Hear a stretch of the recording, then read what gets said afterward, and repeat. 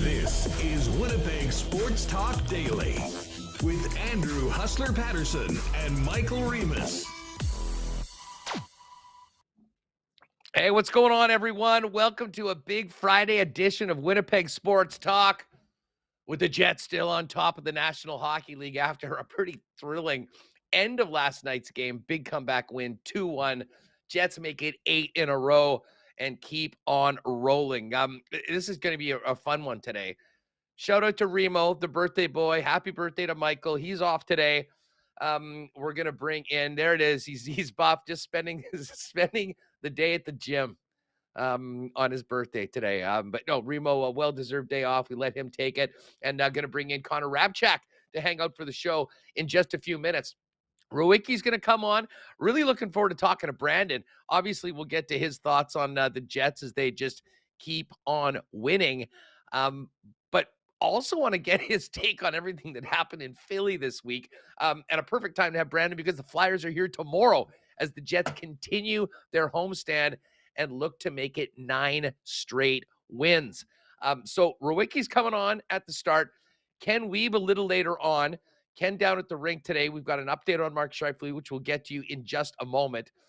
Of course, it's Friday, and that means Hacksaw will join us. We got Super Wildcard Weekend. We'll touch on the NFL towards the end of the program. And because of our crack dude, Alex Allard, who's joining us today, who always kind of takes over when Michael's away, marbles, I think, are a go, everybody.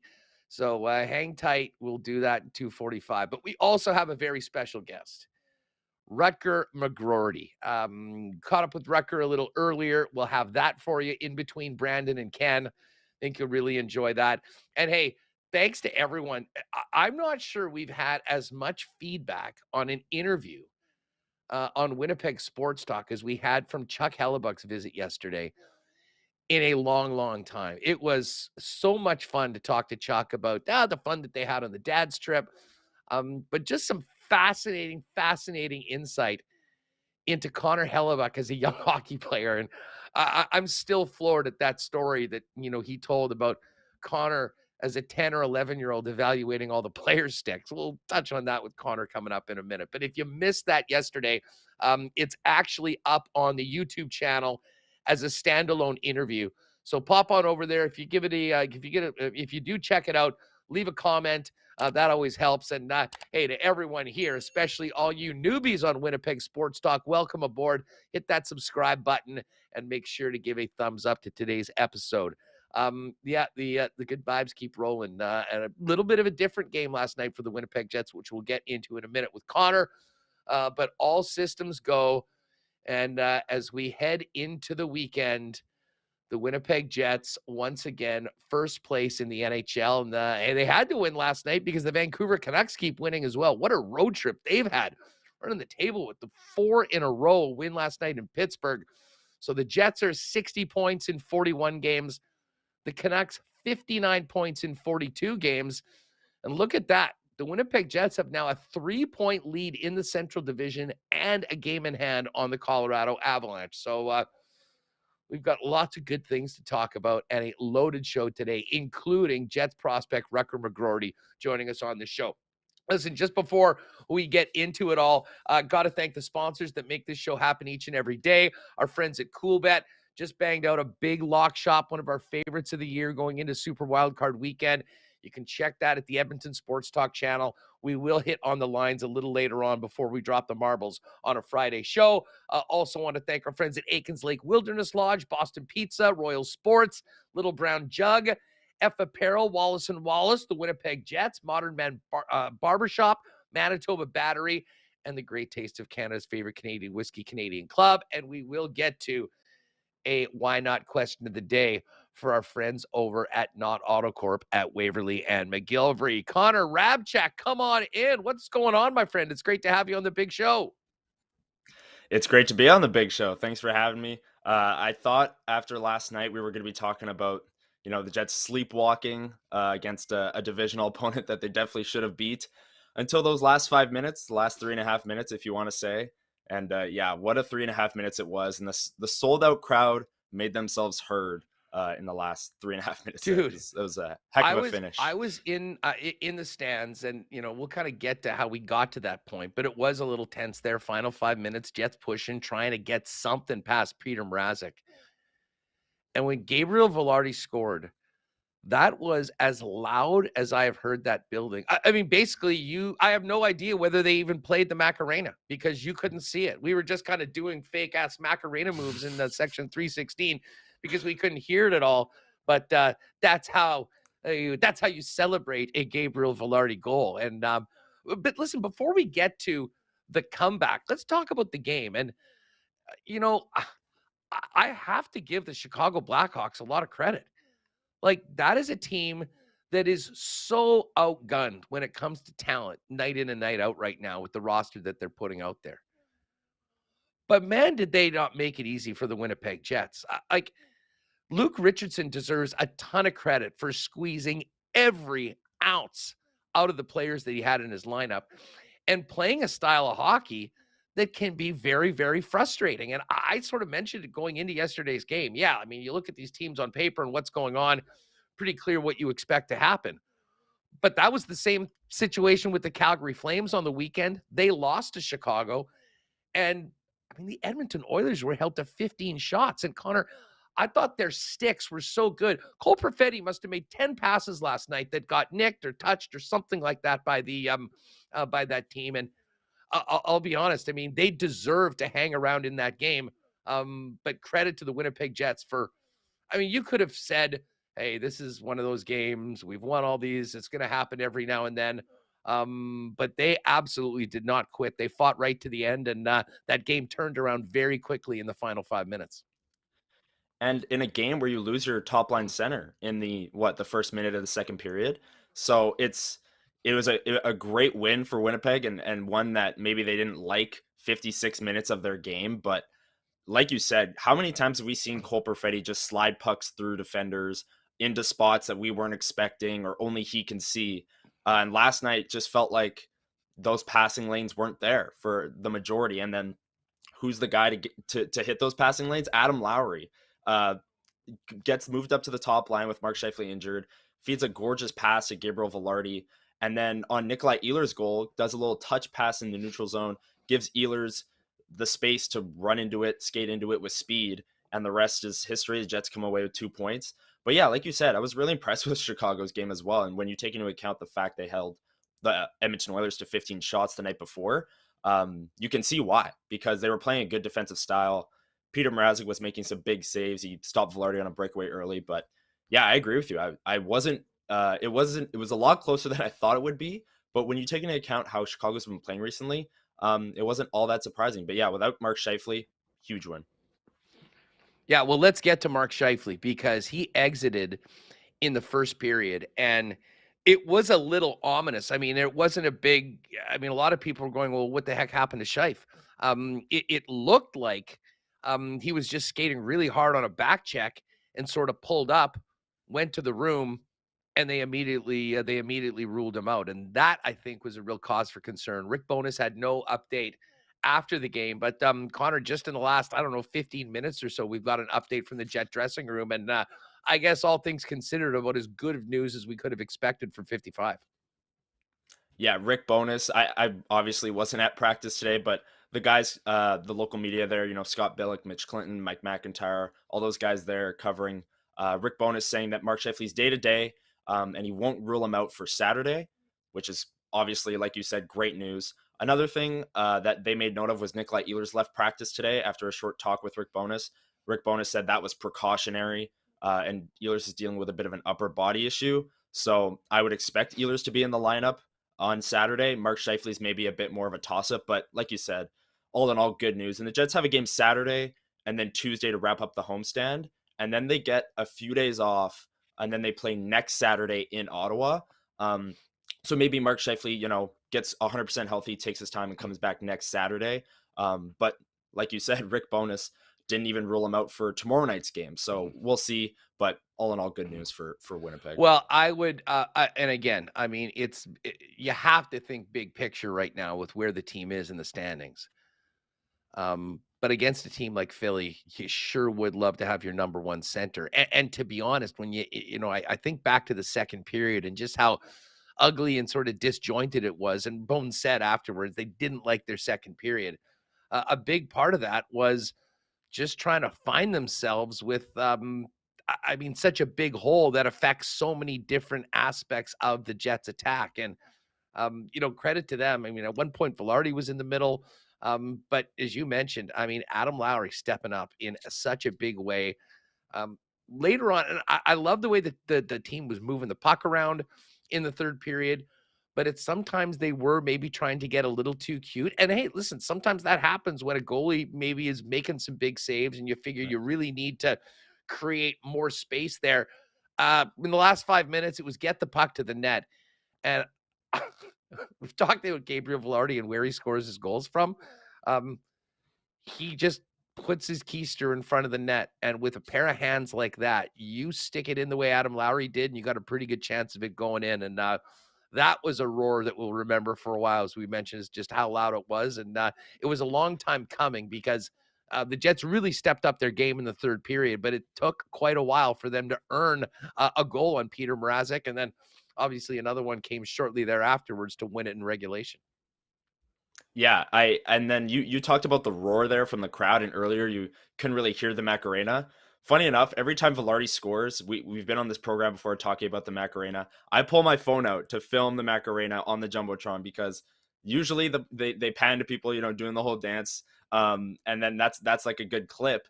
But you couldn't even hear it. Like I filmed it, and you couldn't even hear the dance, and people weren't really dancing because, like you said, sold out crowd. They went nuts. But yeah, Gabriel Velarde's always open in front of the net. I actually asked Rick Bowness after the game about it because it just feels like he's always open. It's like an NFL wide receiver when they're in one-on-one. You can just throw it to them and they're going to be open. It's like Velarde in front of the net. And Bowness kind of said how he's a big guy. You can't move him. And he knows exactly the right time to move away from coverage, which if you look at that goal was exactly that. He's kind of tied up with the defenseman in front, kind of standing close to him, and then immediately pops out when Lowry gets space. Lowry throws it to him. And then, yeah, like you said, the hands do the rest, tucking it 5-hole, and the crowd goes nuts. And then, yeah, we'll get into the game winner, I'm sure. But yeah, Velarde in front of the net just feels like he's always open. Well, and we may as well move on to that game winner with just over a minute left.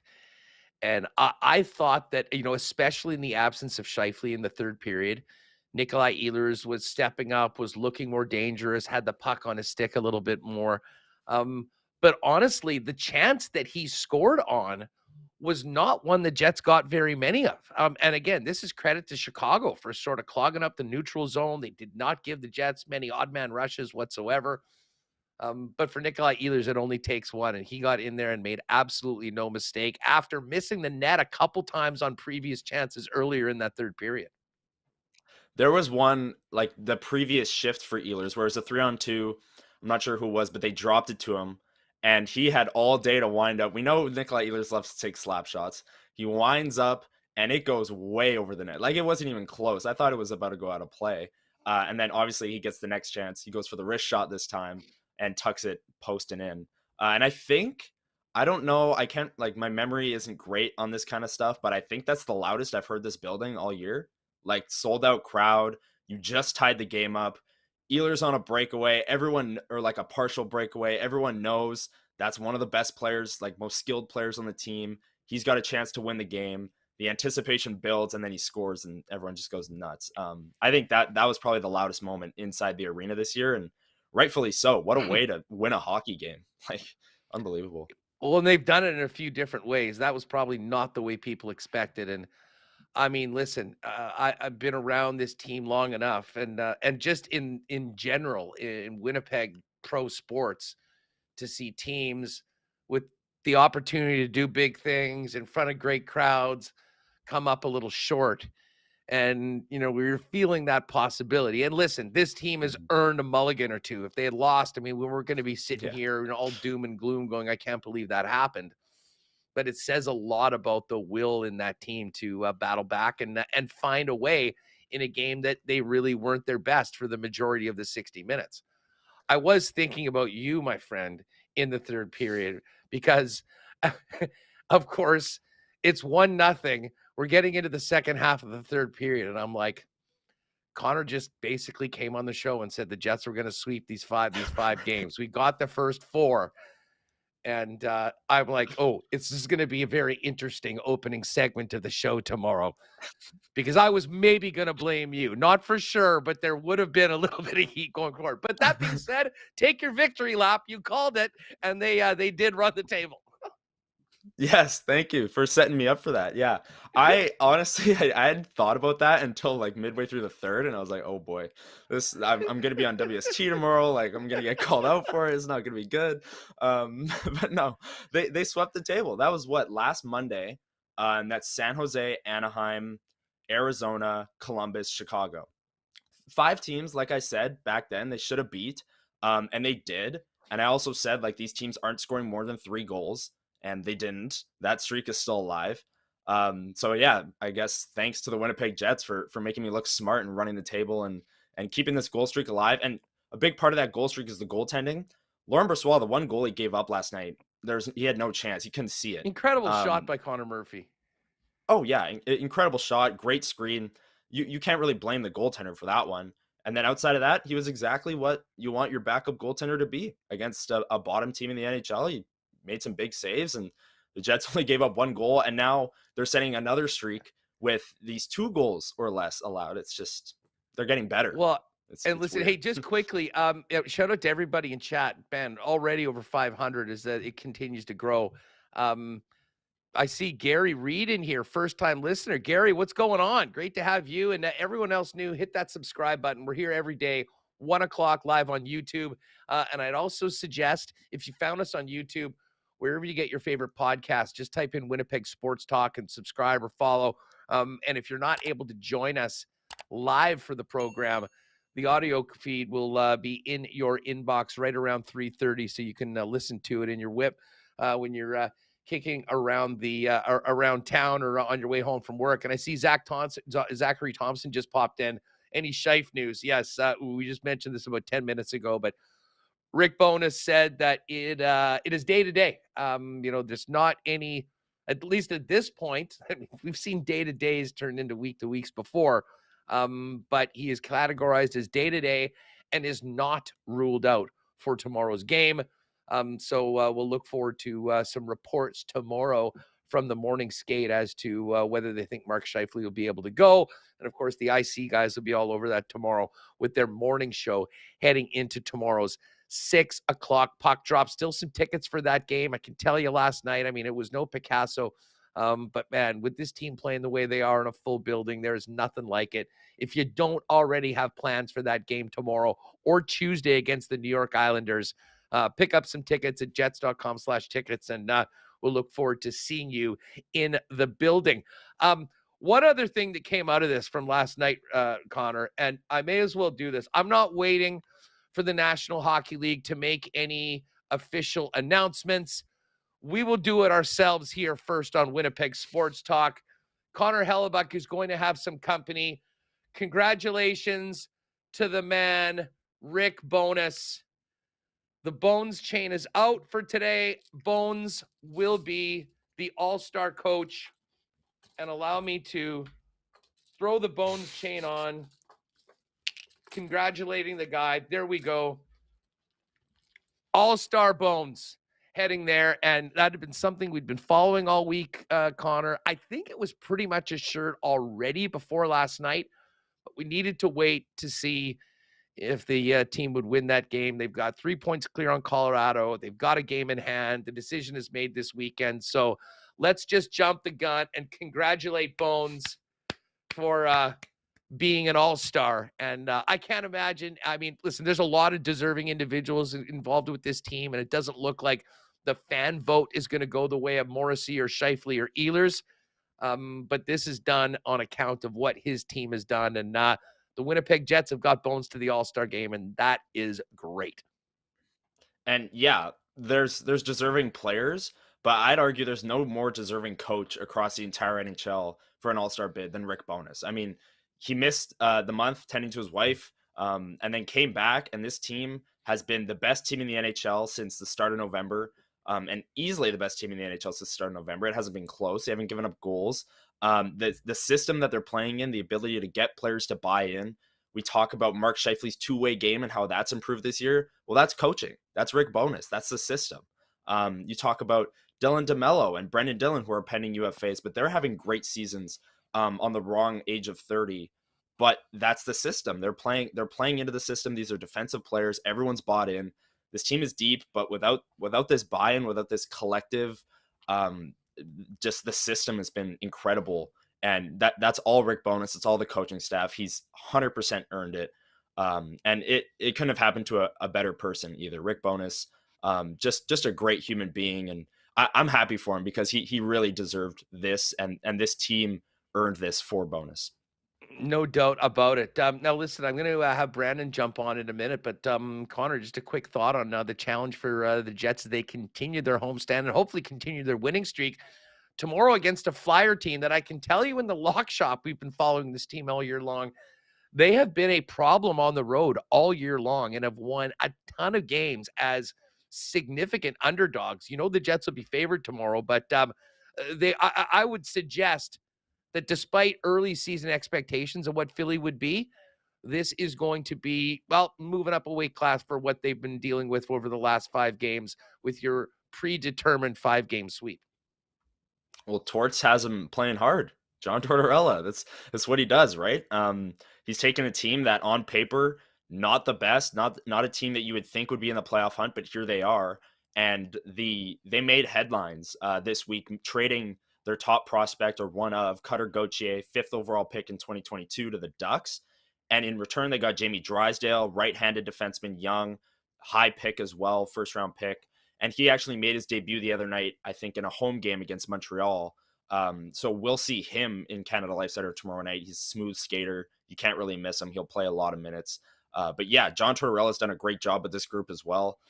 Sean Couturier, who's missed, I believe, the last 2 seasons with injury, has come back and has been a top line center in every sense of the word. He's been great. And yeah, I've said John Tortorella's name like 3-4 times now, but you can't talk about this team without mentioning what he's done and getting them to buy in. We talk about it with Bowness. Tortorella's got them to buy in, and they just added to their team. So they're a team to watch for in the East. And these are 2 teams that are going to work hard. So it's going to be a hard-working game inside Canada Life Center. And if it's a good crowd, things could get feisty. There could be some fights, some big hits, and it could be an entertainment-packed game. Yeah, no doubt. I mean, then hopefully we'll fill the rest of the seats that are available for the game tomorrow night, and continue a packed house and the winning ways. Hey, just quickly, and I'm going to ask Brandon a little bit more about this. You mentioned Sean Couturier, and Couturier has been a name that has been mentioned, with many Jets social media circles about, a guy that could, would be a huge ad for the Jets. I don't disagree with that at all. But that contract, I mean, I'm out on the concept of even trying to go down that road with Couturier because, first of all, as you mentioned, he has a big time injury history. I mean, 29 games last year, 45 games the year before. If he had an expiring contract or one more year, I'd be in. He's signed, though, through 2030 or 2031. It is a long, long time and a big, big ad. So while I think that there'd be a player that, would certainly help the Winnipeg Jets in the short term, when you look at the other guys that'll need to be signed, Nikolai Ehlers and Kyle Connor's deals going up, I'm not sure what that does long term to the big picture. So if I'm Kevin Cheveldayoff, I'm sort of looking at other options with less term Despite the fact that Couturier is a hell of a player, and if you could tell me you could have him for the rest of the season, he would be a big, big add to a Winnipeg Jet team going into the playoffs. Yeah, and I agree with everything you said there. And the Jets, we know they like term, but I don't know if they like that much term at that price tag for a player with that injury history, right? They traded for Nino Niederreiter. He had an extra year left, so they can negotiate for another year, and then they ended up extending him. And another kind of layer to this is the fact that Philly's in a playoff spot, or like they're in the playoff hunt. I've seen Travis Konechny, who I've brought up as a player that I would love to see the Jets add. Sean Walker was a depth defenseman that I thought would really help the Jets on the right side. But the Flyers just kind of keep fighting. They stay in the hunt. And if they're right there or right around it, or in a playoff spot come late February, I don't know if they are going to sell. Maybe players that are pending UFAs, they'll look to sell, like a Nashville last year, where they sold despite the fact they're in a playoff spot. But yeah, I don't see Philly selling, especially if they're in it come February. Hey, shout out to Owen Catelli. What up, Balad? Dropped a nice little super chat with a happy birthday to one M. Remus. Hey, just a quick shout out back to Mission Control and Alex. Alex, I can't see all the windows. Is Brandon there? Going to see if we know that Rewucki's around, because I know he was going to be jumping in and around. We're going to talk to Brandon for a few minutes, and then we'll get into to Rutger McGroarty. Connor, hang tight. We've got Rutger coming up, a few of the fellows. We're going to come back. We have to talk about, and this is nice for you, no skin in the game this weekend. Your boys have earned the number one seed. You're an observer this weekend. So we'll get into that with the cool bet lines later on. We'll do the marbles as well. And of course, we've got Rutger McGroarty coming up after Brandon Rewucki. But hang tight. Connor will be back a little bit later on. We're going to get into our guests. Just before we do that, though, let me give a big shout out to our friends at Canadian Club. As I mentioned, the wins just keep on rolling, and we continue to toast victories with Canada's favorite Canadian whiskey, Canadian Club, also official sponsor of your Winnipeg Blue Bombers.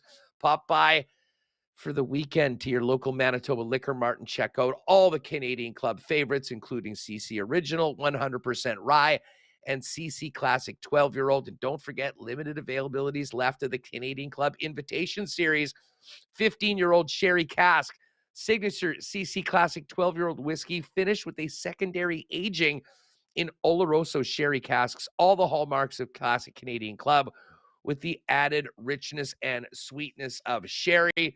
You can pick that up today at your local liquor marts. And again, remember, this weekend and always, please enjoy responsibly. We got to give a big shout out to our friends at Manitoba Battery. We've been warning you all that sooner or later it was going to get cold. Now, it's not quite Edmonton cold. I was talking with Dusty. It's minus 38 there, going down to minus 42. Like, not wind chill, actual temperature right now. But if you look at our forecast, we got a good 5+ days coming up with daytime highs only in the minus 20s, which means you better make sure that your battery is good to go. If you need one, call Manitoba Battery. They'll deliver it to you for free anywhere in the city of Winnipeg for over $60. They've got the best prices in town. And in addition to that, you'll be able to shop local at a second location. Manitoba Batteries open up a new one at 452 Dover Court for you folks in the south side of the city. We'll have sale and grand opening specials coming up in the coming weeks when it's officially open. But Donnie and the gang wanted to thank all Winnipeg Sports Talk fans for making Manitoba Battery one of the WST family. But for right now, make sure that you're not on the side of the road calling one of your buddies for a boost or a lift. Get a battery, manitobabattery.com, and give them a phone call, 204-783-8787, and they can get out to you anywhere in the city. And just before we bring in Brandon Rewucki, who is synonymous with great hair, speaking of great hair, guys, if you need to get a cut or looking good for the new year, get on over to Modern Man Barbershops, now with 8 locations in Winnipeg, including the newest locations on Pembina Highway or Plessis Road.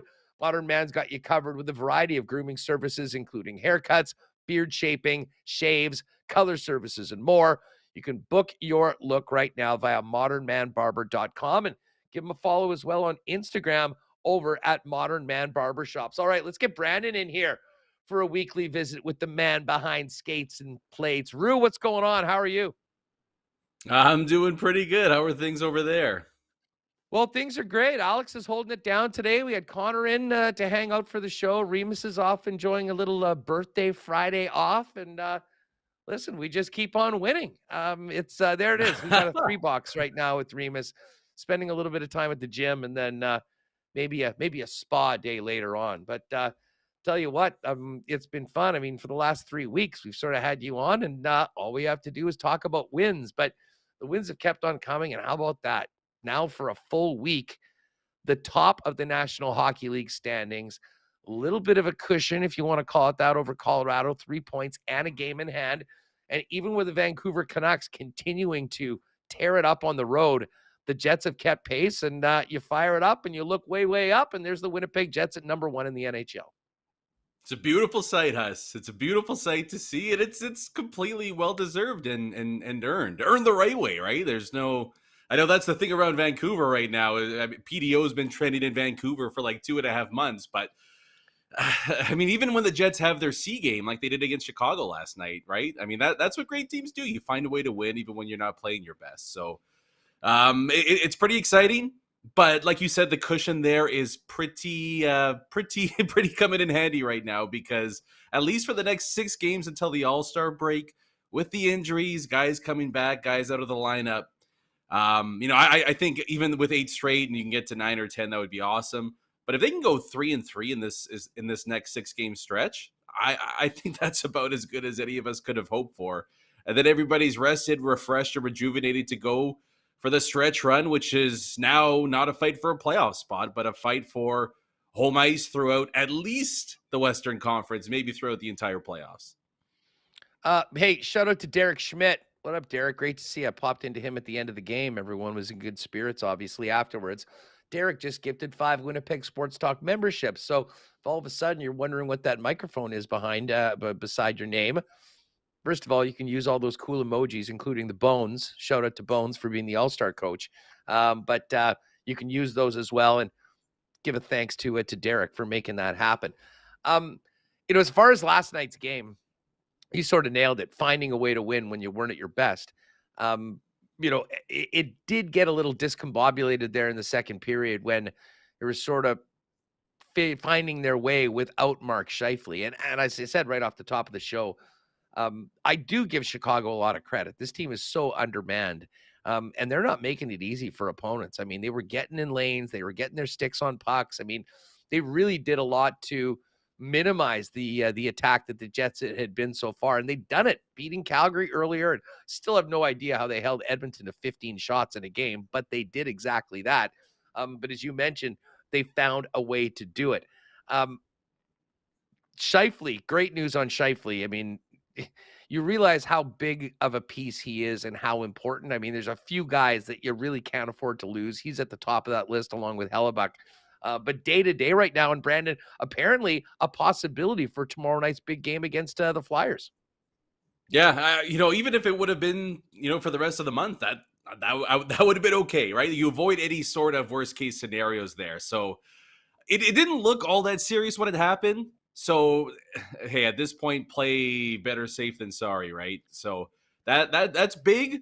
I would have been kind of intrigued to see if he had missed a handful of games, how the Jets would have gone about filling that void, because in a way it could have been a bit of a mini trial for, either Perfetti or Velarde to get a chance down the middle for a handful of games. I would have been intrigued to see, one, who the team would have tabbed to have that first crack at center, and then how they would have performed there, because it would have been a pretty... I mean, look, we know the trade deadline's only 6-7 weeks away, something like that. There's going to have to be decisions on what the assets are going out and how big the assets are coming in. And it might have been, in a serendipitous sort of a way, an interesting opportunity for the Jets to see how either of those young kids would have performed there. But I mean, all in all, you'd rather have Mark Scheifele healthy and not have to worry about that. So, yeah, I mean, if he needs to take the weekend off, I'll be at the game tomorrow night. Take the weekend off, man. No need to rush into that game against Philly. The Flyers need all the help we can get. So, yeah, we'll see what happens there. But even if it is a one-game thing, just to see the mindset, I guess, or the reasoning behind what the coaching staff is thinking in terms of who might be the potential next man up or the second line center if Nemesnikov gets slotted, lower down the lineup. Always intrigued to see and get a little bit of a peek behind what the team is thinking with their players. Hey, listen, while we're talking about Philly, I've actually been looking forward to having you on all week, considering what happened earlier. Why? Take us through. Well, first of all, what did you think of the trade and the entire circumstance? I will say this. When they made the trade and like the coach, or not as much the coach, Torts was on the ice. It happened during a game. But Briere, Keith Jones, the CEO are all doing interviews right afterwards. I mean, they literally had every member of the organization kind of with a full on-court media press. It sounds like they were sort of forced into it. I don't think Kurt Overhart and the Gauthier people look very good about the way that it's been handled. But it was quite clear. No, the message, you don't want to be a Flyer. We don't want you. We don't need to go down the Kevin Hayes road with Anthony Sanfilippo, who got smacked upside the head verbally by Torts yesterday. But just your thoughts on, trading Cutter Gauthier, what led to that, but also the return with a pretty damn talented young guy in Jamie Drysdale joining the blue line, as well as a second-round pick. Well, that's the main thing in all this, Huss, is that we need to make sure Kurt Overhart's feelings aren't affected by this whatsoever. So if he, as long as we make sure he's okay, then that's the main issue here. I was going to see, I wanted to know if you knew who his agent was, and I was going to give you a couple guesses, but the first few didn't count. But you're on your game. Your research team is on it. I mean, look, I guess the initial breakdown of the situation is it's an entitled kid that's getting, in my opinion, bad advice and handling things poorly, trying to get his way because he wasn't happy with how the organization was handling him specifically. And Kurt Overhart has a history in how he deals with this for his clients, and he's very successful at doing that. And I'm sure his client's happy. I do wonder at some point though, like how many GMs he burns that are like, yeah, we're not going to deal with too many of Overhart clients over the next handful of years. Thank you very much, because we don't like being forced into shipping off our high-end talent because you're not enjoying your stay in this particular organization that's invested many resources and dollars and time into your client. But I do love, I mean, I don't know how you couldn't love the full court press afterwards where, I mean, you shouldn't be happy that you're slamming a 19-year-old, but the Flyers, they've just been so apathetic for so many years now. And I'm a big believer in certain organizations, the Raiders probably being their next closest to kin, that they need a little juice in the organization for them to ultimately, be the team that everybody knows that they can be. I think this can really be a galvanizing moment for the Flyers as a whole. I want, it's not the perfect example, but I mean, look, we're seeing what's happening here in Winnipeg. Somebody doesn't want to be here. That's fine with us. We'll find guys that do, and ultimately ends up working out better for the team as a whole. So we'll see. I mean, look, the other harsh reality of it is that he's a top 5 prospect in hockey. I can do a quick 180 and go from he's going to be the team's number 1 center to he's a bust in, a couple of hours once I find out about the trade. But the reality is he's, potential 40, 50 goal scorer, can either play center or wing. But at the very least, in a brutal situation for Danny Briere to come out of it with, a 6th overall pick and a likely high 2nd round pick, I don't know how you could have done any better than that. So it's funny to me, it does pretty closely mirror the situation the Jets and Chevy found themselves in with Pierre-Luc Dubois.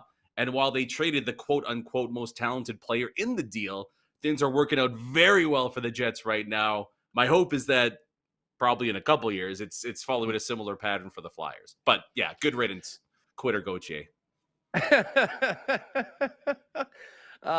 Drysdale's a hell of a player. And I think that he is well, I'm looking forward to seeing what he looks like tomorrow night when the Jets are taking him on and how he fits into that crew. We've talked about the job that Torts has done all year long. I mean, listen, at the beginning of the season, I mean, our conversations were, all the guys the Flyers were going to trade as they continue their rebuild. Well, not so fast. This team's winning hockey games. They are a very, very tough out night in and night out, and they're hanging in there. All that being said, though, tomorrow, and you know this team very well as the Winnipeg Jets, considering what the Jets might be looking for, and let's just say that the Flyers are open for business in a 6-week period of time as we get closer to the deadline. For Jet fans at this game tomorrow, who are some of the players that in your mind would be attractive to Winnipeg that might be potential pieces if Philly gets into a position that they're willing to sell on a piece or two?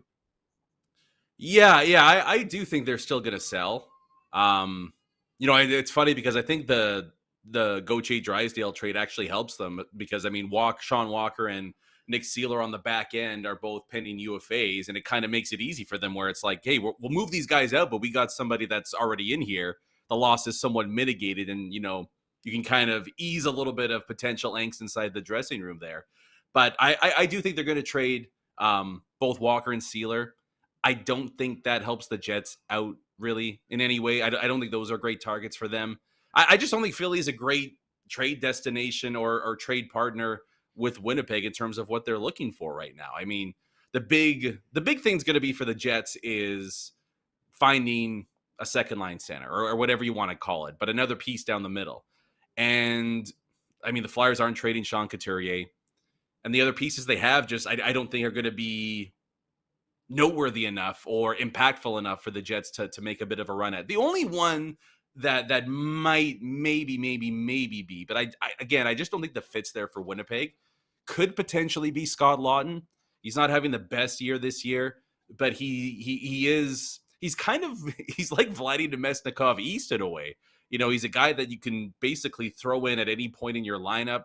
Center, wing versatility, penalty kill, grit, like all that stuff. He's able. I mean, he's a very valuable piece to a forward group. I just don't know if the Jets and the Flyers, with what that is potentially on the block here, are going to be trade partners here. I mean, even if I don't think they will, but even if, say, someone like Travis Konechny came on the block, I just don't know if it makes sense for the Jets to give up big assets for another winger. Like, to me, it's just, if we want to give up high-end prospects, first-round picks, it's got to be for a guy exclusively that plays down the middle.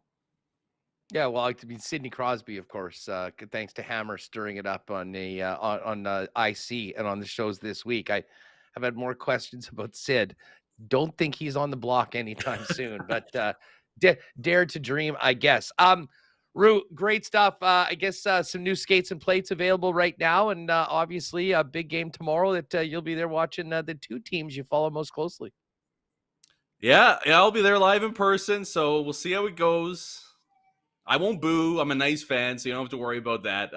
But yeah, new skates and plates dropped this morning, and then we'll have another one coming out on Tuesday morning.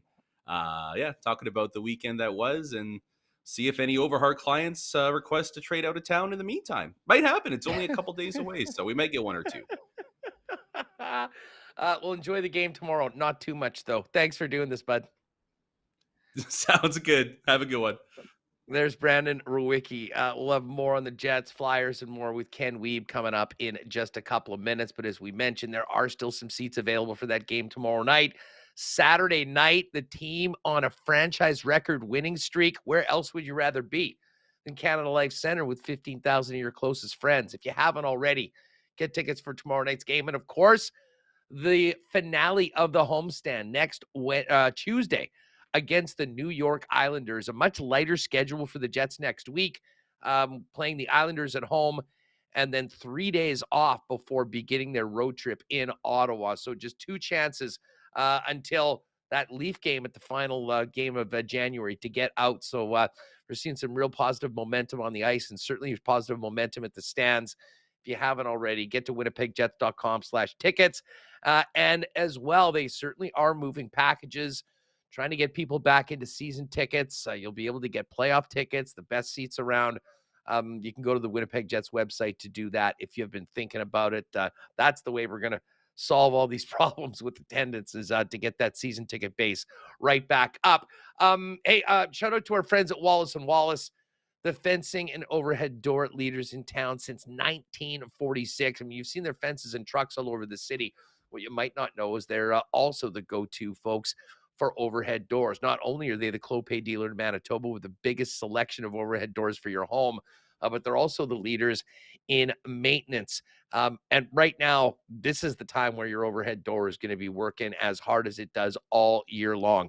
The right time to prevent downtime this winter is now. Call Wallace & Wallace to book your inspection and maintenance service. Call today for residential and commercial overhead door sales and service. There's only one name or two you need to know.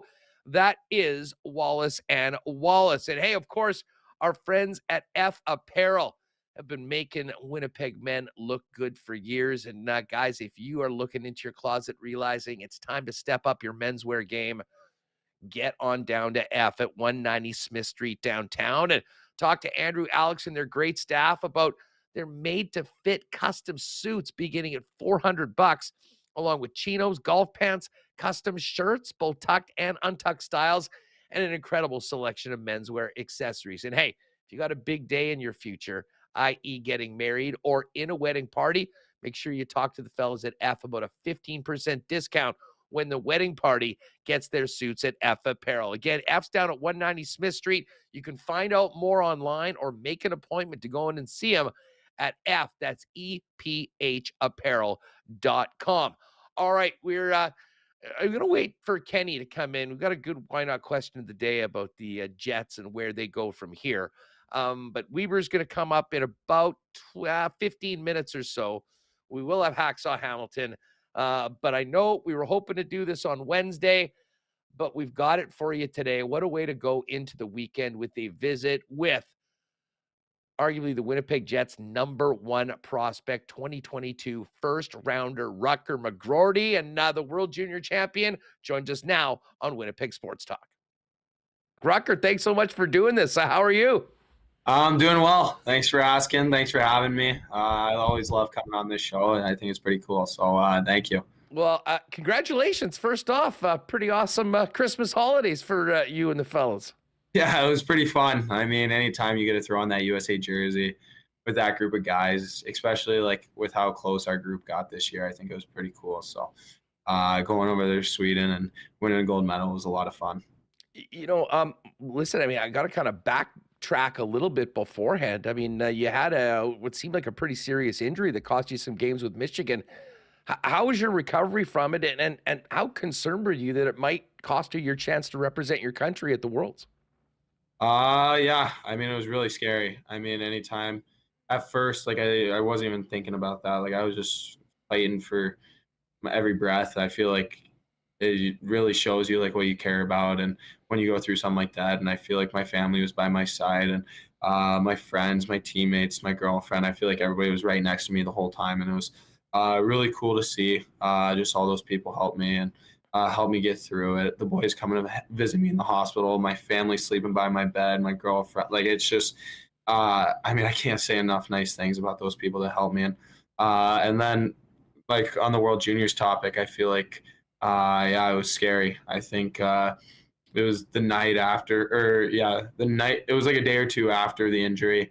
My agents came in, my family was there, my girlfriend was there, and we just talked, and it was like, I don't see how I'm going to be able to go to World Juniors. So I'm sitting there crying in my hospital bed. I'm freaking out. I'm overwhelmed. I'm panicking. I don't know what to do. And then we kind of just put together a step-by-step, day-by-day plan of how this could possibly work. And everything went perfect and everything went great. My Brian Brewster here at Michigan, he helped me out every step of the way. USA offered whatever I needed, and it was definitely pretty scary, but I mean, I'm happy that I could go and win the gold medal.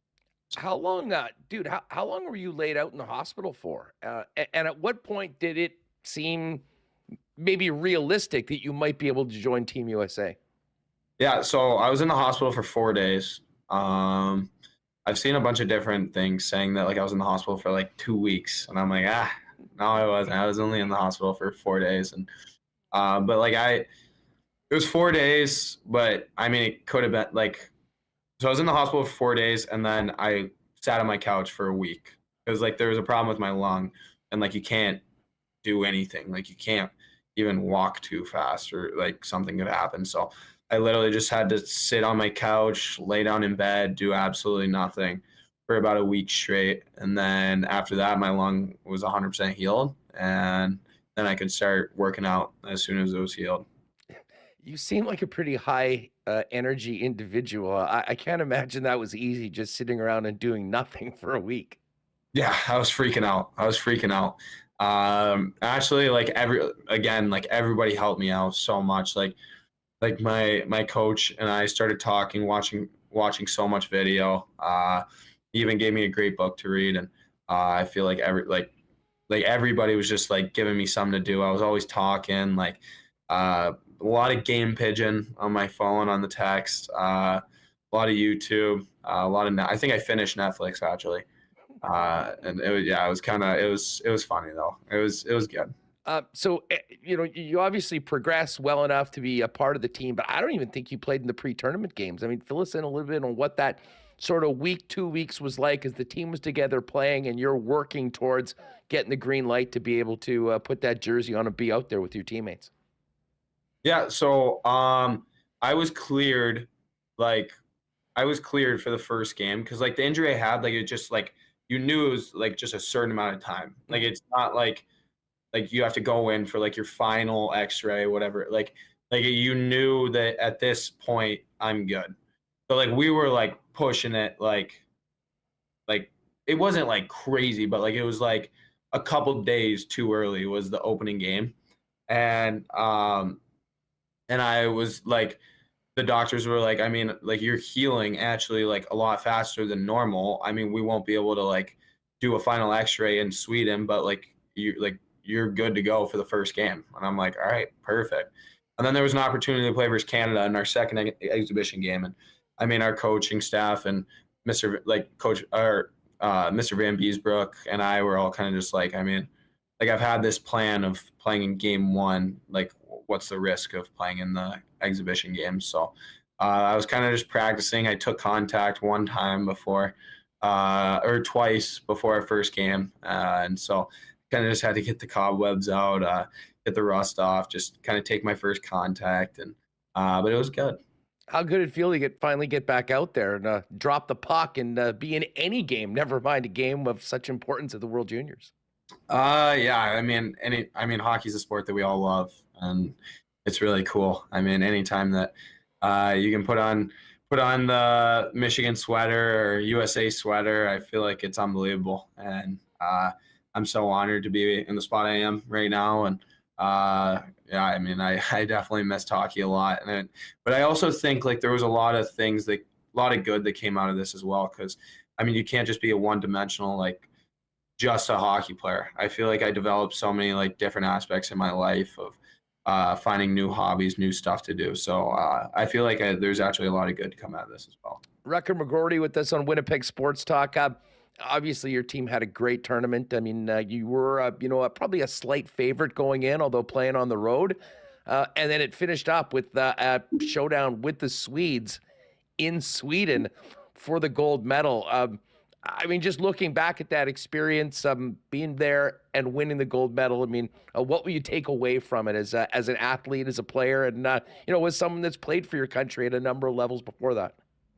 Yeah, there's a couple of things. I feel like, anytime, like with that group, like how close we got, like that was the number one thing of our leadership group of like this team isn't just going to be another all-star team. Like we want to bring this team so close and do things that like not everyone would do. And I feel like we did things that maybe I feel like our team just got so close and like we just had so many fun stories and fun memories that come from that trip. And we did so much fun stuff. And I mean, obviously it worked out. So it was really cool. And pretty much all I remember from that gold medal game, it's actually nuts. Like in a game like that, like Ryan Leonard scores to make it 5-2 and you just black out. Like it's like, you actually feel like you could get away with just about anything. Like you black out the game, you're about to get a gold medal. You have so much adrenaline pumping, and like you just feel like you can do like you're just on top of the world. And so all the guys were screaming at fans, chirping, whatever, like hanging out, dancing, whatever it was. So it was a lot of fun, and it was great to go through. You mentioned how close that team is, and frankly, it sounds like the team in Winnipeg right now that's on a pretty good roll right now. Your role as captain, Especially considering you couldn't play until basically right when it was getting going. I mean, fill us in on, what it was like to be the captain of that club and, what you were trying to do to kind of make everyone feel a part of it and bring that team together. Because obviously the guy with the C on his chest has a big role in that. Yeah. I mean, I think the biggest thing for us, like, you're only as strong as, like, your weakest link technically. So, like, everybody just has to be on the same page.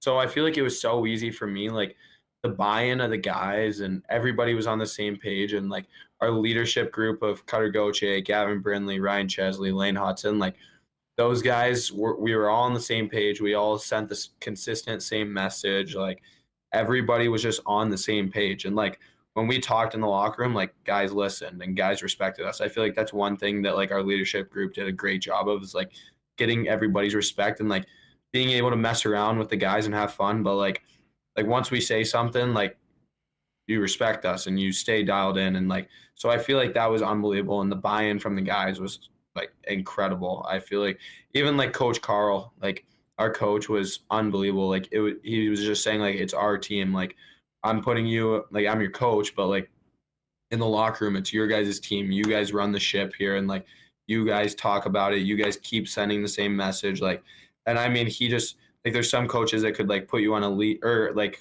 have a short leash and, like, not be able to do certain things. But, like, he was just like, get the team super close, do your guys' thing, make sure you're all connected as one. And I mean, I feel like we did a great job of that. So it was a lot of fun. Well, the gold medal around your neck spoke for themselves. Tell us, I mean, you guys are there and then you're all going in separate ways. What was the night like? How did you and the team celebrate after accomplishing the goal of winning the World Juniors? Yeah. So, I mean, everyone was legal because everyone was over 18. So we all got into a bar or whatever. And I feel like everybody just kind of, like, we just had a spot and it was the players and the siblings. Like, it wasn't like we went anywhere nuts. I feel like everyone kind of hung out. Everyone, like, honestly, like, yeah, you just won the World Juniors, but you play 7 games in 11 days. Like, you're gassed. But like, we had a fun night. I feel like everybody had a lot of fun. Once we got back to the hotel, all of our families, all the siblings, all the parents, grandparents, everybody was in the lobby waiting for us. So we spent like an hour and a half, 2 hours there. And then after, we went to a different spot with just the siblings and the players. And but it was awesome just kind of coming together with your family and the people who helped you get there. I feel like that's the number one thing. And we're also appreciative of the people that have helped us get here. We're out of, obviously finishing that up, and it's right back to real life, which your life right now as a student athlete at the University of Michigan, who had a pretty big night on Monday night. What did you think of that football game? And did you and the guys, your teammates, get ready? I can imagine Ann Arbor was absolutely bananas when the Wolverines got it done. What, for the first time since 1948? Yeah, it was banana lands for sure. It was nuts. I think like we all went to the same spot. We were hanging out, and like when we were walking home, like every single street was just flooded with people. Fireworks, people climbing trees, people climbing like light posts. Like, it was ridiculous. I mean, but it's a once in a lifetime opportunity. I mean, you only go to school for 4 years, and I mean, not everybody has a great football school, and we got really lucky coming here, and we're actually pretty close with the football guys. Like, we're in a group chat with a couple of the linemen, and it's a lot of fun. So, you ever come across Harbaugh, Coach Harbaugh? No, I have not. I mean, he came into they came into the rink after they won the Big Ten last year, and then after they beat Penn State this year, and so like we saw him on the ice like having fun, but no, I've never really talked to him. You could, as the captain, you could have dropped the "Who's got it better than us?" Nobody in the dressing room after the after winning the World Juniors. Yeah. Rutger McGroarty's with us here on Winnipeg Sports Talk.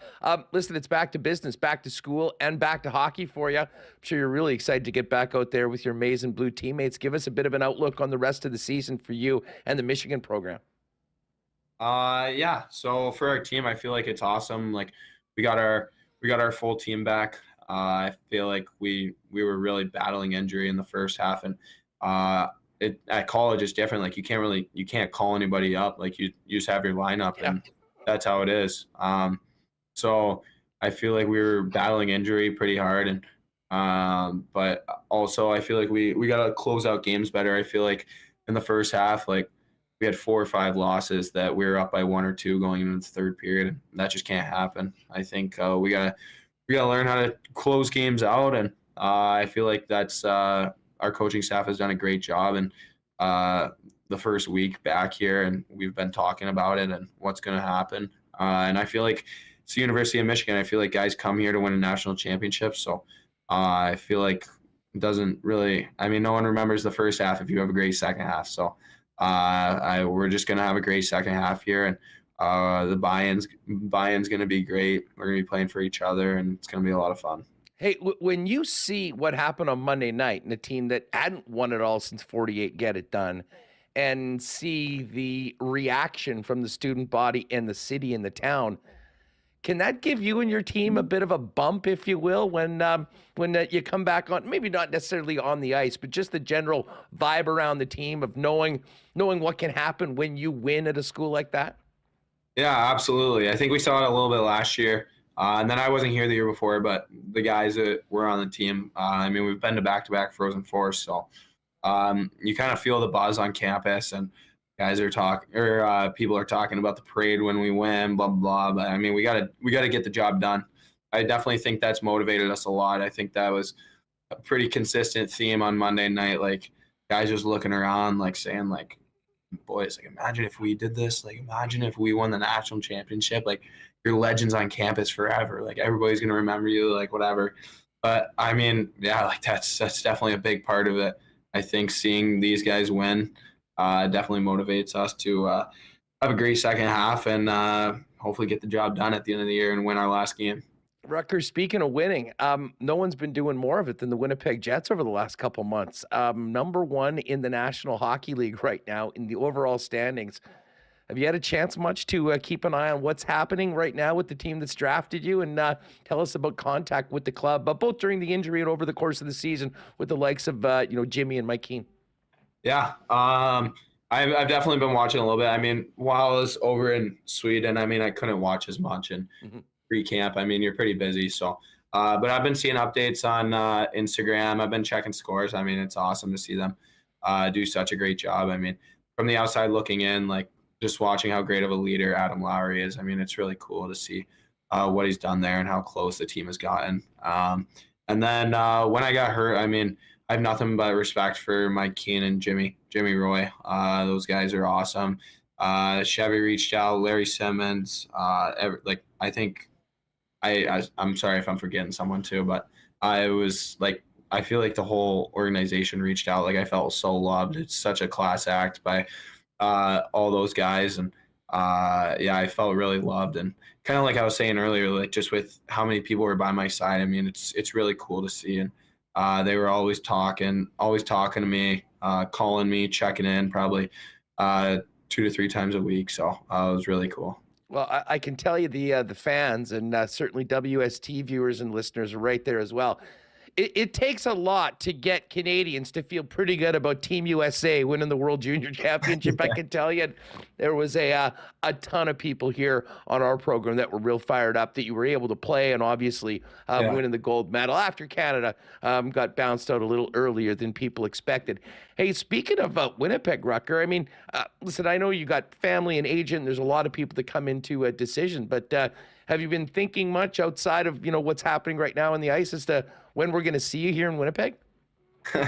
I'm not sure yet. I mean, yeah, I'm honestly, I haven't really even thought about it. I feel like I'm worried about what's going on here in Michigan, and I was worried about the World Juniors, and so now I'm back at Michigan, and we got to have a big second half here. So I feel like once I have to make a decision, I feel like I'll make the right one, and it'll be, yeah. I mean, one day I'm really looking forward to it. So.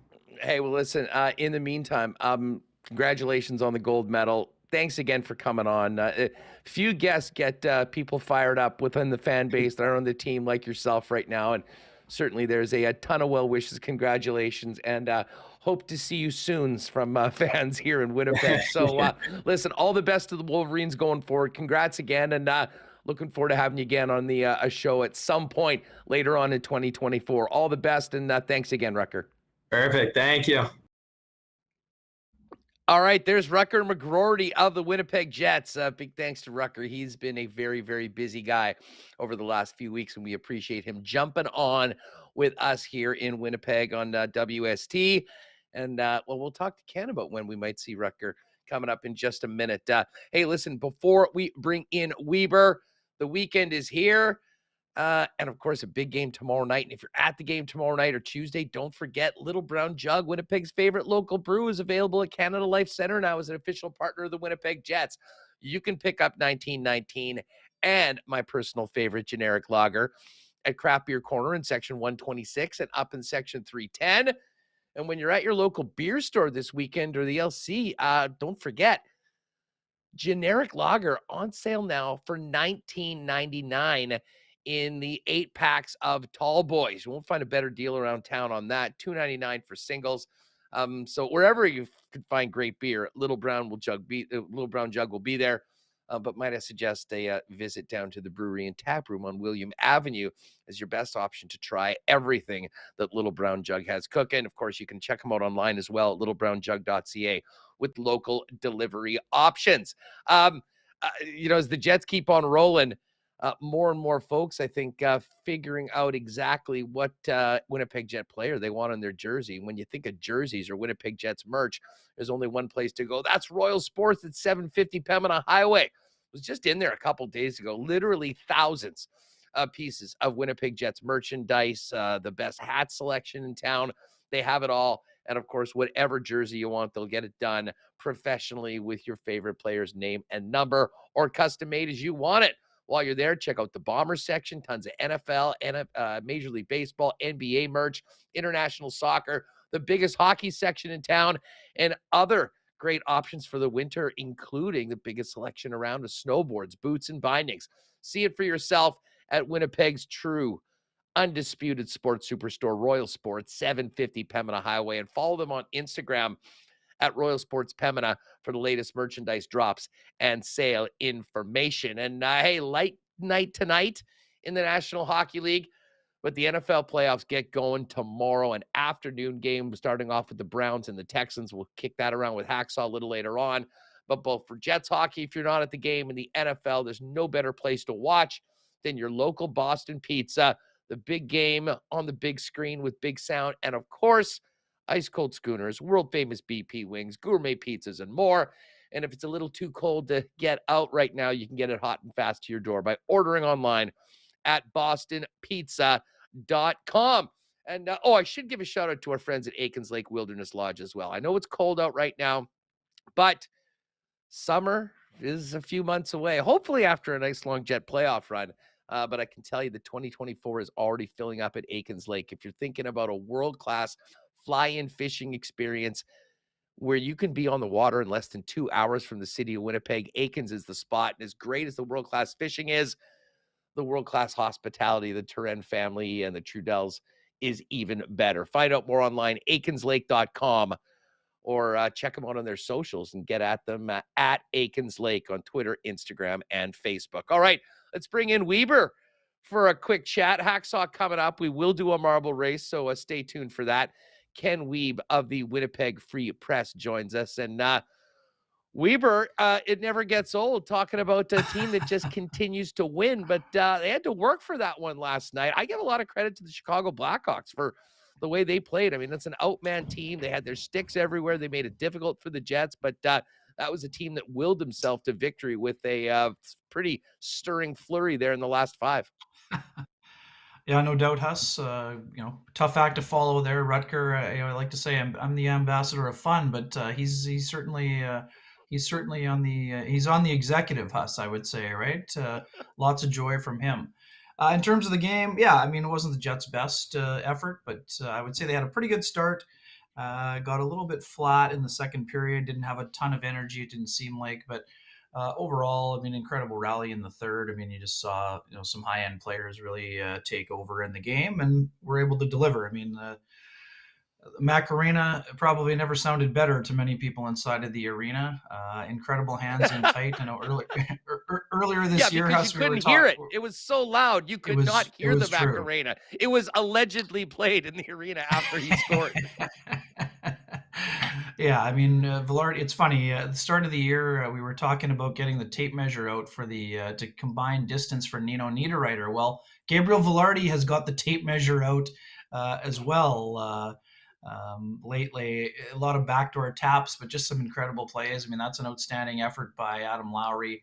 But I mean, that play doesn't happen without the play at the blue line by Josh Morrissey, who was absolutely exceptional yesterday. I thought he was the best player on the ice for either team, and Lowry was right up there as well. But those two guys combining with Villardi, and then Nikolai Ehlers just got in the old Roadrunner beep going wide, and then ripping the snapshot past Peter Mrazek to kind of release the tension valve for him. He had quite a period, a flurry of chances, a slapper that was a little bit of a wide right special, high and wide, but he kept at it, and finally got an opportunity late and buries it with 1:05 to go. So, yeah, I mean, Huss, it's interesting. I mean, we're well into nitpicking season here when it comes to the Winnipeg Jets, and if an off night is one that we saw on Thursday night, where I think they still were pretty steady, but again, for all of the talk about no excuses and all of the solutions, I mean, the Jets found a solution, but I mean, they get around it. They were tired. They did not have their skating legs. They were not as detail oriented as we've seen them, but they found a way to rally and get the job done thanks to some exceptional individual efforts. And there's going to be days like that. I mean, Mike and I were working on the dump and chase. I mean, Vegas lost 6 of 7. I mean, Vegas is one of the best teams in the NHL, Huss. I mean, good teams lose games, and the Jets have found a way to not lose a lot of those games. Obviously, a franchise record 8-game win in a row here, but like you said, broken record. But I mean, honestly, 3 goals or fewer, 31 times, 7 times they had 3. I think, let's do the math here. Once in the last 19 games, they've given up 3. That was in overtime. 3 times in the last 26. It's to borrow a phrase from Rutger Huss, banana. That's banana land right there, honestly. While you mentioned that, I wanted to throw that why not question out, and I was waiting for you to come because I knew we would get here. And this is it for Not Autocorp at Waverly and McGillivray, and let us know in the chat. What is more impressive, the 30-plus games of 3 goals or less, or this run of games with 2 goals or less? And I know we're talking about it being 11 games because of that Montreal game. That was a power play goal in overtime. You have to go all the way back to November 30th against the Oilers for the Jets allowing more than 2 goals in regulation. I have to say, I think that's my my vote, but let us know in the chat. Hey, by the way, I got to give a shout out to Liz Hood. She's in the chat right now. A great addition to the show last night. I was thinking that you probably had about 6 or 7 wake-ups for Reynolds right out of the gate yesterday. Oh, man. I was hoping that she would actually come in with the double-barreled wake-up for both of you just for fun yesterday. But she was awesome, a great addition to it. But, yeah, Rennie, how close were you to waking up Rennie last night, especially at the start of the show? Well, he wouldn't let me on, so he was saving himself from a wake-up there for sure. But he does that all the time. You're probably just sitting there going, okay, you need to take over the control or get a producer so Rennie just can't do that. I loved it. No, it's good. I mean, Rennie keeping things, keeping people honest. I mean, I totally get it. I mean, it's a fine line here. And I mean, I get it. Not every game, it's a classic, Claude Noëlism. Not every game is going to be a Picasso. Thursday night was not a Picasso, but at the same time, Huss, on a night where the Jets, weren't their best for about 56 minutes, they only gave up 21 shots on goal. And, yes, there were a few more odd man rushes involved, and their puck management was not close to what we've been seeing of late. But I mean, I'm on the opposite side. I mean, I think that when a team finds a way to win without its best, I put that that's one of the good qualities. That gets a check mark there. Now, not if you're reliant on that constantly, but during the course of a long run, sometimes you're not going to have your best. I mean, it's not like Chicago plays hard. They're obviously undermanned right now. They've got a ton of injuries. They are full on tankathon special here. But I mean, the Oilers have lost 3 regulation losses in 20 games. So they've won 17 of 20. They pushed the Blackhawks 2 nights earlier. So, they had 15 shots in that game. That's what I mean. I mean, and they kept, the Dickinson line kept McDavid and frustrated them almost all night long. They barely even had a shot on net. So, hey, like, I get it. Not every game is going to be pretty. And this is funny, Huss. I mean, the Jets didn't play great against Columbus and they blew the doors off them 5-0. So, I mean, when you get into the upper echelon of talent and when the team is residing at or near the top of the NHL standings, like Rick Bowness said it about 2 weeks ago, the Jets are going to see everybody else's best from now on. And they've been seeing it for several weeks. So some nights you have to tip your hat to the opponent. But at the same time, of course, like the Jets need to be better when it comes to down the stretch and into the playoffs. But to me, that's more of a one-off.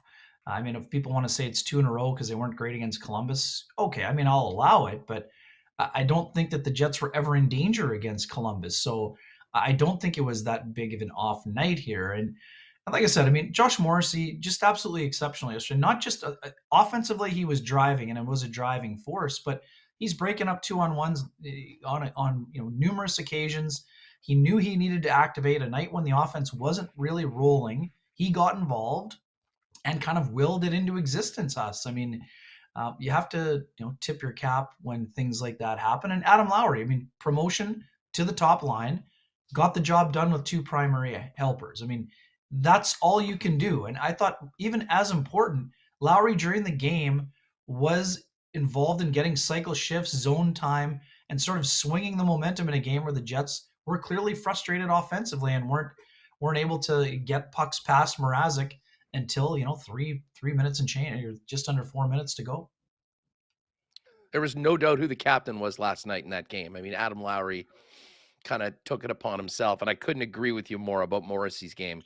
He, like a lot of the team, maybe didn't have the most fluid offensive game, but man, he made some big plays to avoid going down 2 and keeping the possibility of the comeback alive.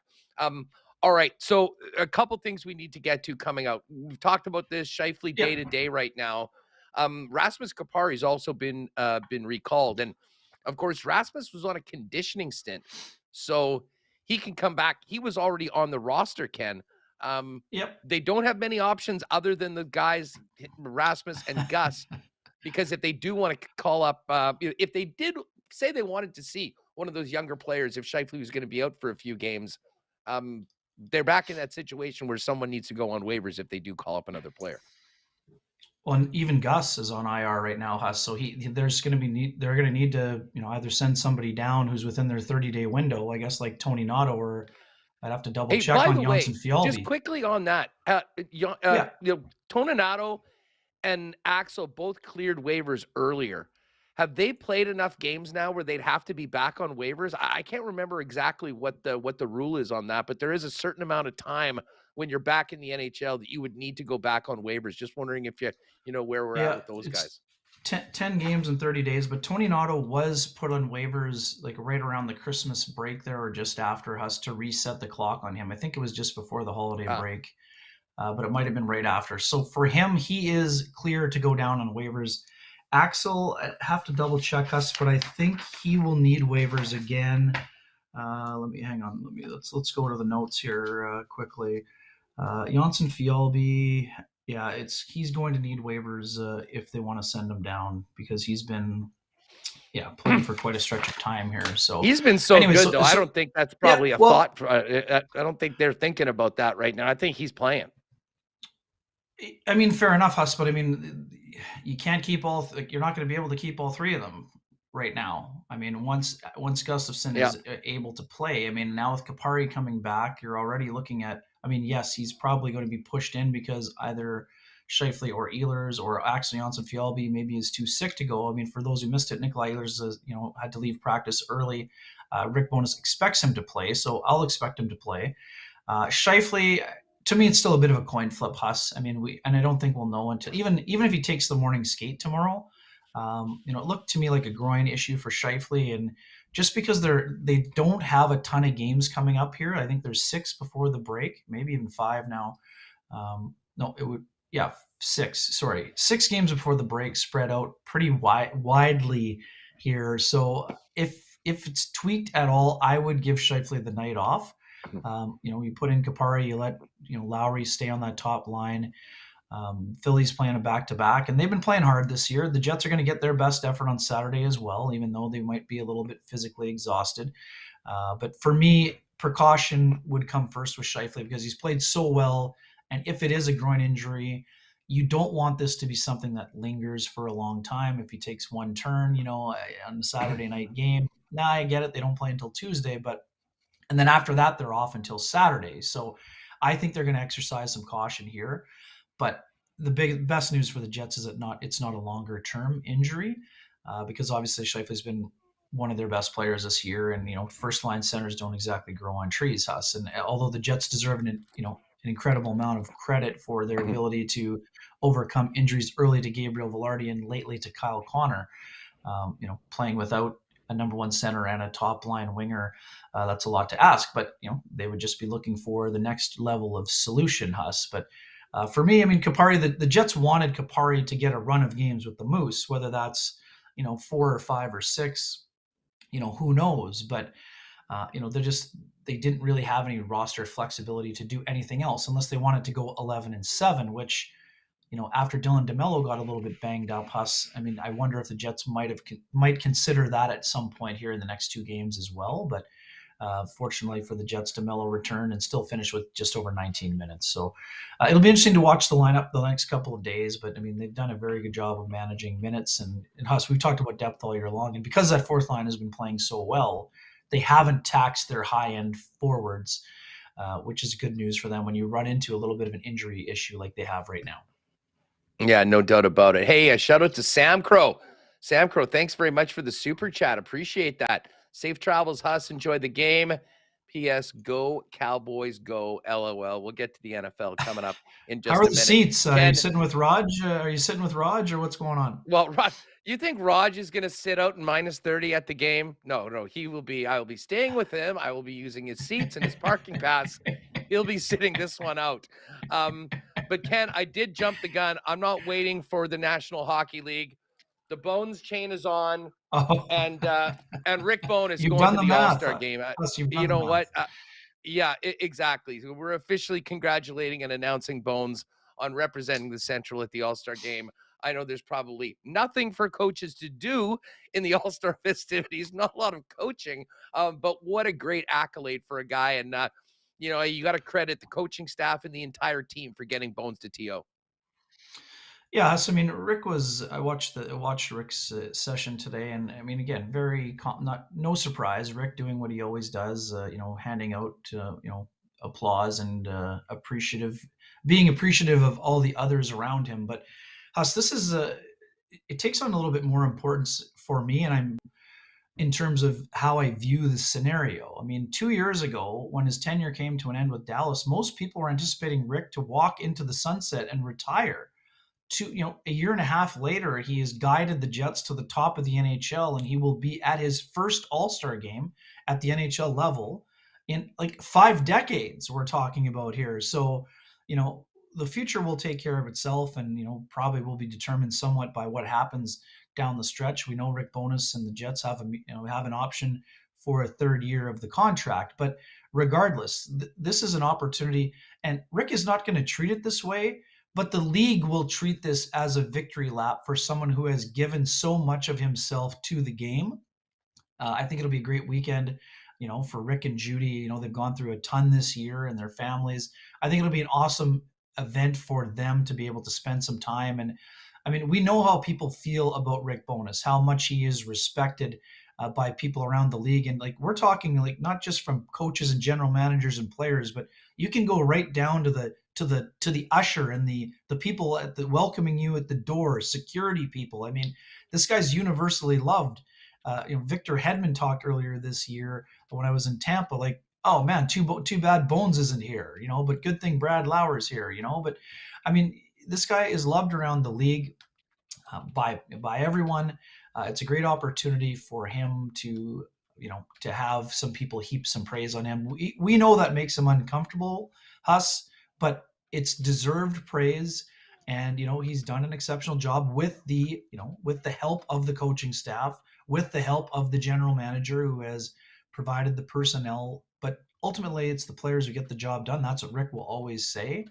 But Paul Maurice wanted the Jets to play this way for an awfully long time, and Rick Bowness finally has them playing at that level. And to his credit, Paul Maurice has his team battling for top spot in the Atlantic Division as well. So everybody kind of landed in a safe place and are doing a good job. But I mean, Rick Bowness has done an exceptional job this year. His coach, like Scott O'Neill, Brad Lauer, Marty Johnston, Wade Flaherty, James Cochran, Matt Prefontaine, like their entire staff has done a remarkable job. Huss, and it's a few weeks ago we were all talking about Mike Gate and the Wild and Jets, but the Jets are now getting quite a bit of love around the NHL, and now Rick Bowness is going to be getting some of that love in the center of the hockey universe at the end of this month as well. Yes, well, it is nice to be talking about what the team's doing on the ice and not about irrelevant teams like the Mild. Ken, just before we go, Philly in tomorrow, and it's been a wild week in Philly with the Drysdale trade. We'll see Drysdale in the lineup tomorrow night. And we knew there was sort of a little soft window with these 5 games. Jets have taken care of business. They ran the table in them. I know many of us, myself included, thought Philly was not going to be much of a team this year. Torts has them playing hard, and this is going to be a game where the Jets are going to need to earn 2 points, because you don't get 2 against Philly if you don't bring it. Yeah, no doubt, Huss. I mean, John Tortorella has done an outstanding job with this group as well, sort of ahead of schedule on their road to recovery, if you will, in terms of the reload and the front office changes and all of those things. And obviously, there's another layer to Huss. We know the Jets and Flyers were scouting each other, earlier on this year. We know that the Flyers roster has a few players that the Jets would probably have some interest in. So, you and I will be watching the likes of Sean Walker and Travis Konechny a little bit closer maybe than we would normally. For me, it's just another important test for the Jets. It's a national game. I think we're probably past that point where there were a few years ago the Jets, they're not getting any national respect. Well, now they're on a national night on a Saturday night, playing a team that plays hard. So I don't think we're in the stage where are the Jets going to be getting the proper credit? I mean, they're atop the NHL standings right now, so I'm sure that they'll be getting plenty of love from the network. But in terms of the game itself, I think it should be a fun game. We should have said too, I mean, Lauren Brossoit did another nice job and, continued his excellent stretch of hockey here since, mid-November. Connor Hellebuck has been able to stay fresh. I mean, he's going to be motivated to get rolling with another good start against the Flyers. So, yeah, I mean, it's going to be a fun game for sure. And, I'm also curious to see how the Jets respond to that. We'll see who's in the lineup, but I expect that this is the other thing. We know that the Jets have given honest assessments. So although they did battle and rallied and found a way to win, I think they know they're going to need to be better on Saturday night. And I expect them to be better. Ken, I'm looking forward to, I'll catch up on KNR after I get back from thawing out after the game tomorrow night. But do me a favor, couple extra wake ups for Rennie. Just mix a few more in. I know you like to give away, because we need host on host wake ups being delivered both ways. Great stuff last night. Looking forward to the show tomorrow, and of course the big game. I know you have to get to a hockey. Who are you going to be dangling this afternoon? No, just happy to get back on the ice. Huss was fortunate enough to get some golf in earlier this week. Haven't been on the ice as much as I like, but our little Friday skate at River Heights should be fun. Should be a fun one. And one quick thing. I mean, I know Rutger was fantastic, but let's not kid ourselves. He has thought about when he will arrive in Winnipeg, and although I understand his focus needs to be on the Michigan Wolverines, I would think there's going to be a late March, early April arrival at some point. Obviously, we'll see how things play out for the rest of the year. And I'm not saying that Rutger immediately jumps in the Jets lineup, but he's a guy that I think will be around Winnipeg in the springtime, whether that's helping out the Manitoba Moose or on the taxi squad with the Jets, or at some point can he work his way into the lineup? I mean, we'll see. I would say the Jets are kind of going to be treating this sort of like the Matthew Nye situation with the Leafs. Not to say that he's immediately in, but he'll be around the team. He'll be either around the Jets or he'll be around the Moose, getting some valuable experience either way. He's fired up for the stretch run, as he should. Michigan's got a great team. And he'd like to be celebrating in the same fashion as that Wolverines football team did, Huss. So it should be an interesting time. No doubt. I wasn't watching that closely. I wasn't expecting him to announce his departure from Michigan on WST, but I had to kind of try to get that in there in the conversation. Huss, you made him stick handle a little bit, so that's good work. That was good work. You made him stick handle. Hey, buddy, have a great weekend. Enjoy the game tomorrow night, all the football, and I'll look forward to catching up with you as well. I guess next Friday as the team gets out on the road. Are you on that next trip? Oh, yes, I am. So I got a weird transit day. My flight to Ottawa changed from being direct to being through Calgary. So might have to fire up the show on Thursday here. But have a great time. Send my best to Raj. Been a long time, but always one of the great human beings. I was just telling that story about I played golf with someone from Kansas City up in Arizona when I stayed an extra day, and I told him the story about the World Series, and that was just Raj was so welcoming in the tailgating area for Ken Senior and I. So love that experience. That was a great time, man. Oh, that was absolute all timer before a Game 6. So I mean, that was tremendous stuff. So send him my best. Have a blast, and we will talk next week. Should be another fun week ahead. Not too often you get to crack a couple beers in the parking lot before a World Series game with not one but two Ken Wiebes. It was a banner day for sure. Have a great weekend, buddy. Thanks for doing this.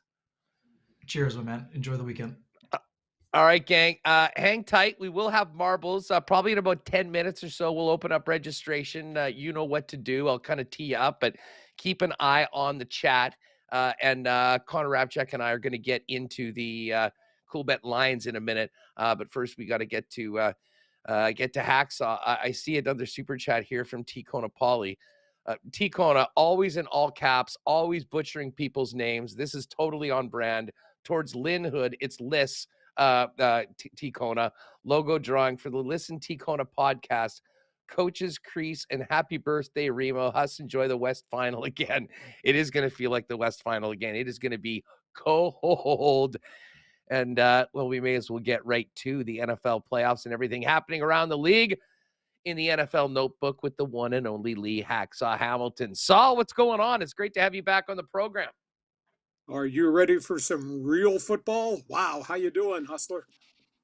I'm great. I have my friend Dom has given me a North Face Expedition jacket. I've got multiple layers. I got some new boots. I am ready for what could be one of the coldest playoff games in NFL history on Saturday night at Arrowhead Stadium. But hey, listen, before we get to the games on the weekend, massive news yesterday. We might even give this man a marble today, even though he's been my nemesis for a long time. Bill Belichick officially out in New England. It was a pretty, there's a lot of coaches that, leave. You don't normally see a scene like we saw in Foxborough yesterday with kind of the mutual parting of ways. But how significant is this, Lee? I mean, considering his spot in NFL history, and what's next for Bill Belichick, considering he still wants to break that George Halas record to be the winningest coach of all time? Hustler, I'll tell you, we came through 72 hours. It felt like an earthquake in football this side of the border. Not just what happened in the NFL, but what happened in college football and what still might be about to happen maybe in the next 24 hours. As it relates to Belichick, illustrious career, very different persona. I've dealt with him multiple times as a talk show host and as a voice of the Chargers and Seahawks. I may be wired differently. I enjoyed my conversations with him, but he was dour and he was tough to deal with from a New England Patriot, Boston media standpoint. But the track record's amazing. I mean, when you think 24 years in one location, when you think how many eras he's gone through, pre-Tom Brady, in Tom Brady, resurrecting around Tom Brady, post-Tom Brady, and 333 career wins and 31 wins in postseason play, plus the 6 Super Bowl rings. So he's a man cut from a really, really different cloth. He still wants to coach.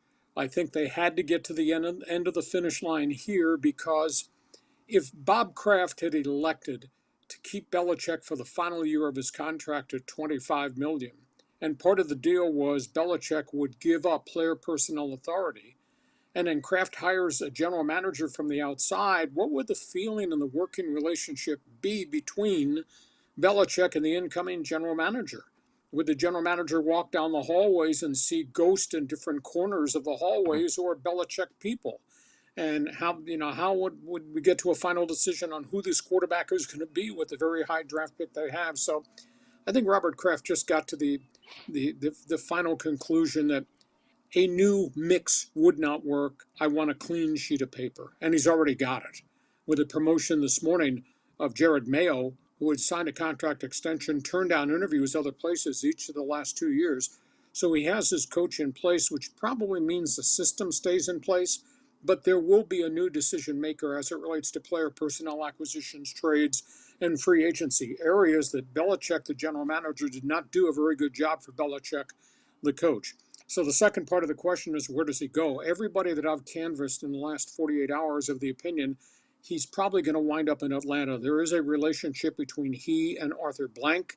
Now, I don't know if Blank would give him free reign to make player personnel acquisitions. Maybe that infrastructure in Atlanta stays the same because the GM is still there and Rich McKay is above the hierarchy of everybody in that organization. But I would think Belichick to Atlanta makes sense. Now, Washington is out there with a brand new owner in Josh Harris, enormous amounts of cap space, but they need a massive overhaul. And I think they're going to jettison their general manager and director of football operations sometime in the next week. Maybe Washington tries to sneak in, but maybe Josh Harris would give Belichick total control. I think those are probably the only landing places for Belichick right now. I don't see Seattle. I don't see the Chargers. Raiders might be a reach, but they need leadership too. And is Mark Davis going to trust Belichick, the GM, in addition to hiring Belichick, the coach? So I just get the sense based on relationship, Hoodie is going to go to Atlanta and coach in Dixie next year. Lee, I want to ask you quickly about the Bears in the offseason before we get into these games. What are the chances that Justin Fields is starting game 1? And I mean, do they use the pick? Do they take a quarterback? Or do you think they stay with Fields and get a massive haul for what will likely be Caleb Williams as the number 1 overall pick? I think they shop the pick, and I think they try to trade the pick, and I think they try to pick up assets and resources along the way. Fields in spurts has played really well, but you got to understand his first year and a half, he had nothing around him. Well, if you go back and now look at what they've done acquisition-wise, getting DJ Moore, getting the big tight end commit out of Notre Dame, and what they did they got 2 running backs who can play, led by Khalil Herbert. So slowly they're putting pieces in place around him. So if I'm Chicago, and they're committed a big contract to Justin Fields. So if I'm Chicago, I think I shop that pick to see who wants to pay the price to get the quarterback. And then you add a ton more assets. I think that's the way that road's going to travel. By the way, just as a sidebar to a conversation on Belichick, let me just throw this out there. Suddenly the whole landscape of who's available has changed. I mean, Belichick obviously is one. Pete Carroll exiting Seattle. I don't think he's going to work in their front office. I think he wants to coach.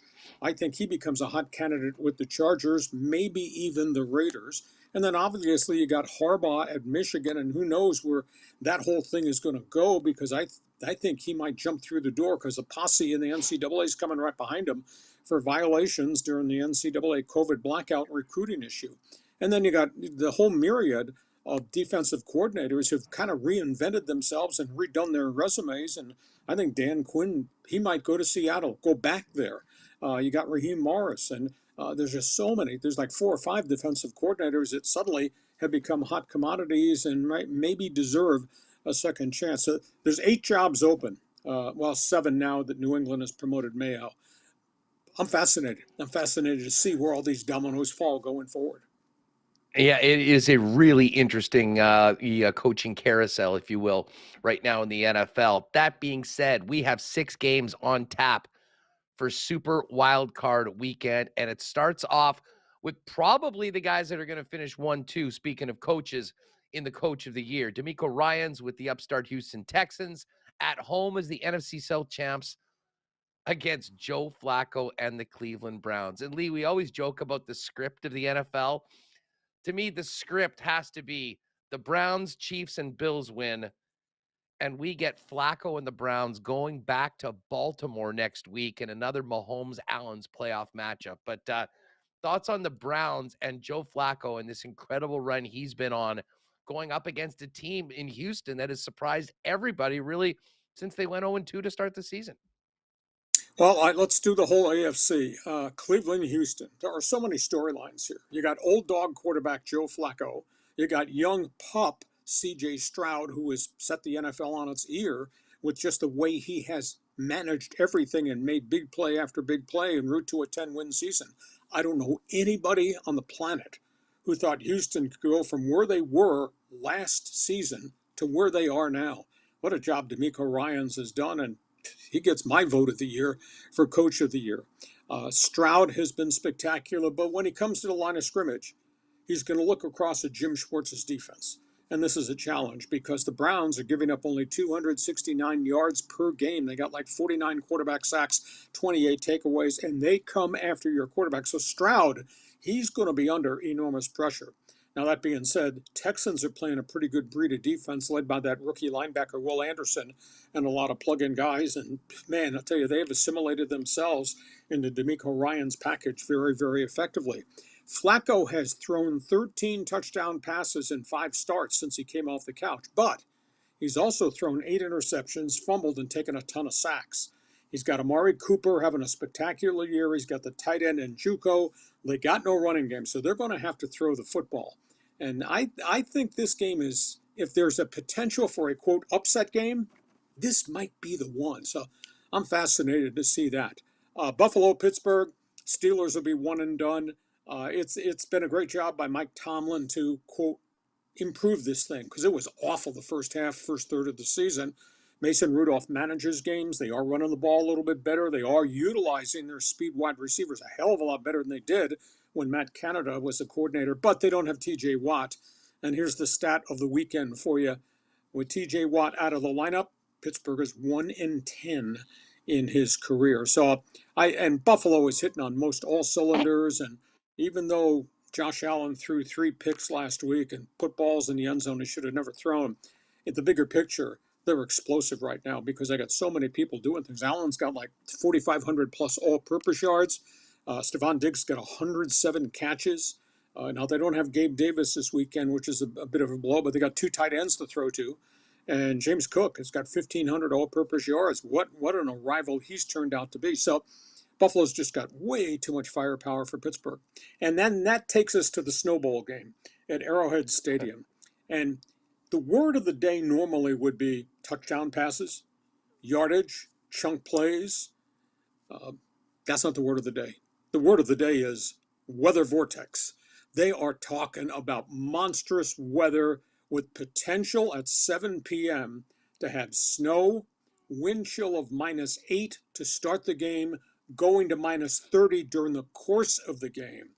And Arrowhead Stadium, when it's cold and that wind rolls around that yard, it's impossible to throw the football. And what does Miami do? They throw the football. That's a huge issue. Here's another stat for you. They are 1-5 against playoff teams this season. So, as dynamic as they've been, Tua to Tyreek to Jalen Waddle, the multi-running backs, etc., that's in the sunshine.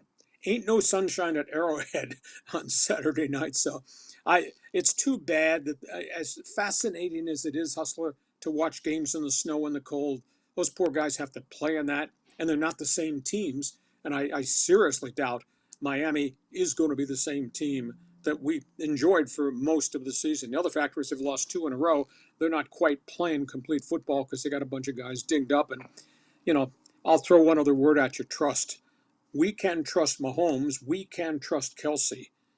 Can you tell me, wearing bloody nose red and chicken bleep yellow hoodie that you're wearing, can you tell me who else on the offense Kansas City can trust? Because the offensive front, it's been shaky, and I don't see any of those wide receivers that I can trust. So you pick the word of the day, trust or weather vortex. That's going to be a wild Saturday night. Well, the word of the day, and I say this as someone that's going to be in the stadium, I think is survival. I mean, just getting Jack through Daniels, the 4 or 5 hours. I have a feeling there'll probably be some of that. If Canadian you want club. a name that I think has a big game, it's Isaiah Pacheco. I mean, he runs angry, and it really is going to be a lot about the running game. We'll see what Mostert has in the tank. And, of course, the Dolphins' defense is banged up, too. I mean, Justin Houston got signed off the street to be going at Patrick Mahomes. So fascinating matchup, and you're right. I mean, the weather has completely changed, I think, the outlook for this game. As far as the NFC goes, Lee, a couple incredible matchups. I mean, to me, the toughest game to pick is this Rams-Lions game, and so many storylines with the quarterbacks going up against their old teams. Detroit 30 years without a home playoff game. Why don't we start with that one and then give us your thoughts on the Packers, Cowboys, and the Monday Nighter between the struggling Eagles and the NFC South champ Tampa Bay Buccaneers. Detroit has been building this for 3 years. Dan Campbell has had his methodology of how he's running his football operation. Most of those players have been with him since day one when he inherited that mess. And now they've grown to the point they have arrived, and they've kind of become kind of a sexy name to root for because there's been so much adversity in Detroit. Just think if you lived in 313 area code. You could choose from the Tigers, the Dead Wings, the awful record-setting losing Detroit Pistons, or now suddenly the Lions. So everybody's wearing Hawaiian blue in Detroit right now.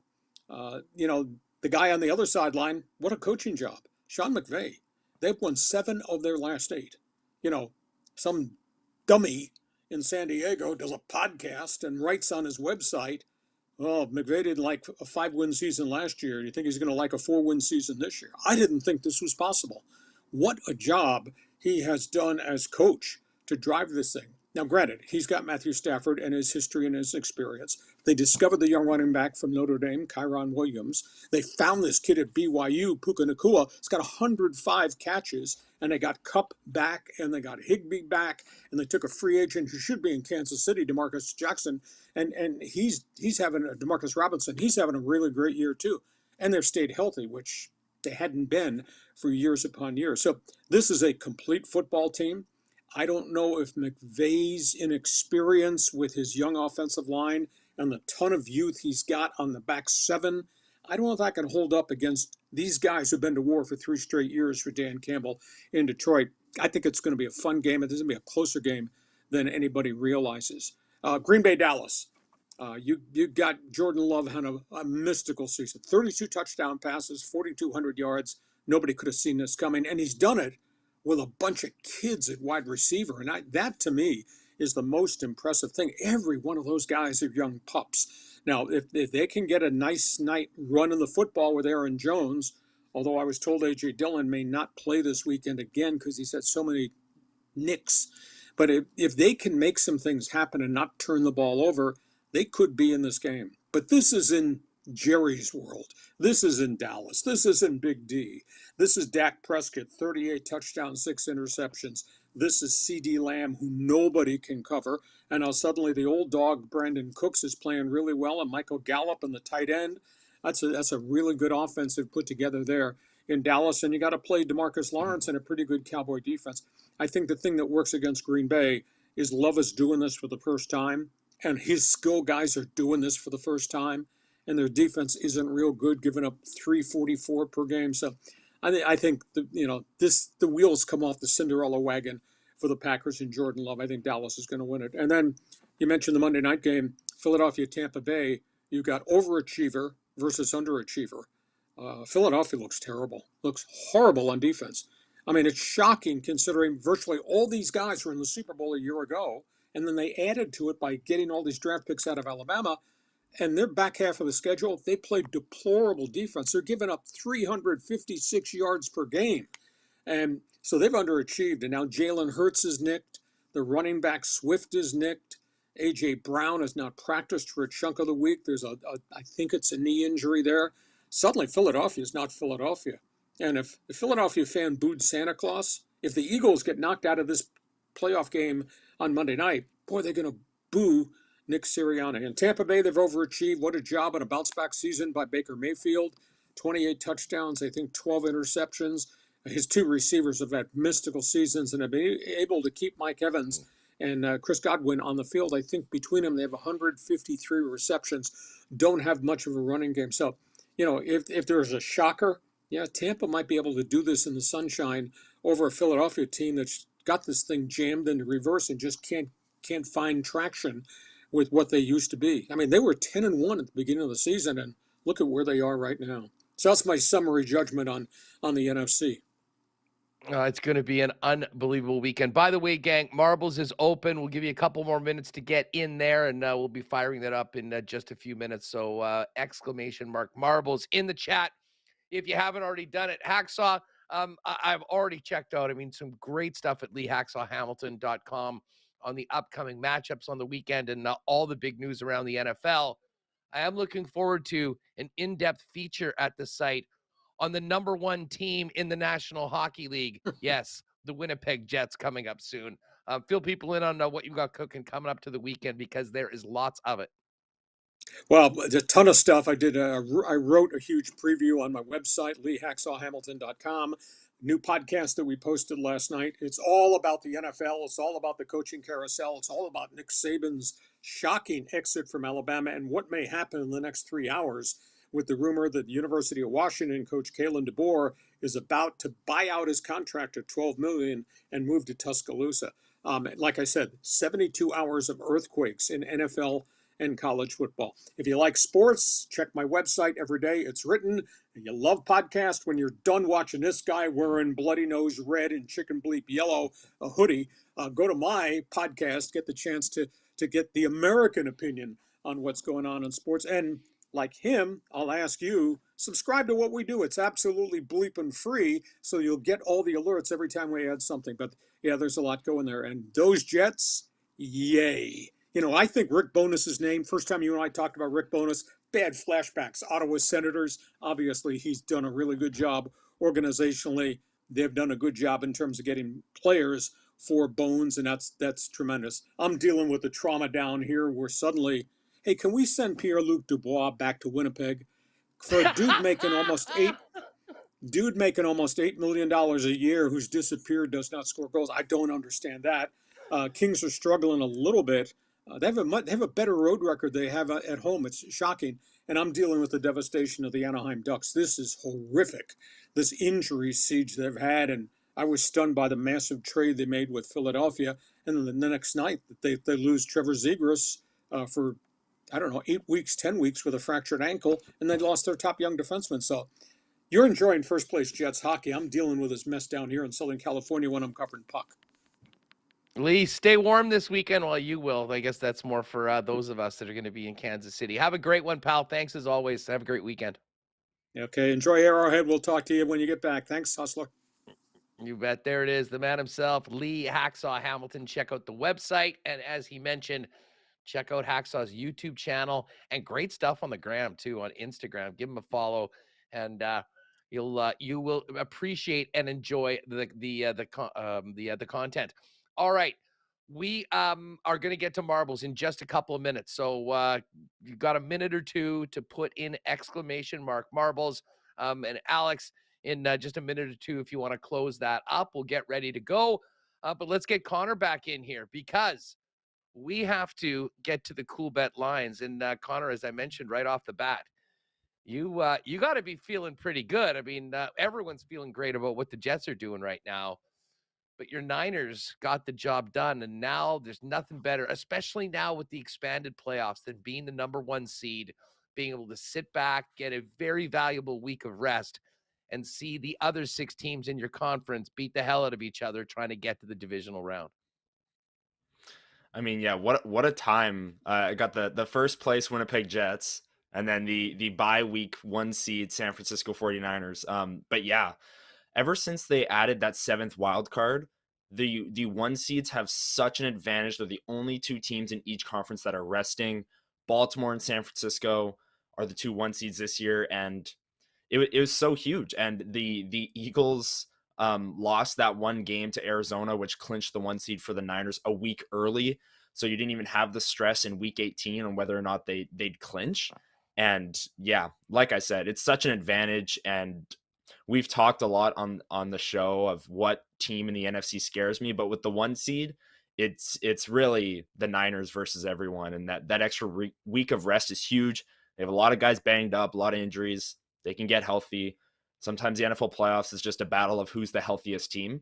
And that bye week certainly helps on both sides of the conference. So I'm fired up. Get to just kick back, watch these teams battle it out this weekend. And then, I don't know, whoever the worst team standing in the NFC is will have to come to Santa Clara and play the Niners. We'll get to those lines in a second. Quickly, let's get to our cool bet lines. And by the way, the Friday lock shop is always our biggest during football season. Myself, Dusty, Pat, we went through all 6 games, made our picks for all of them.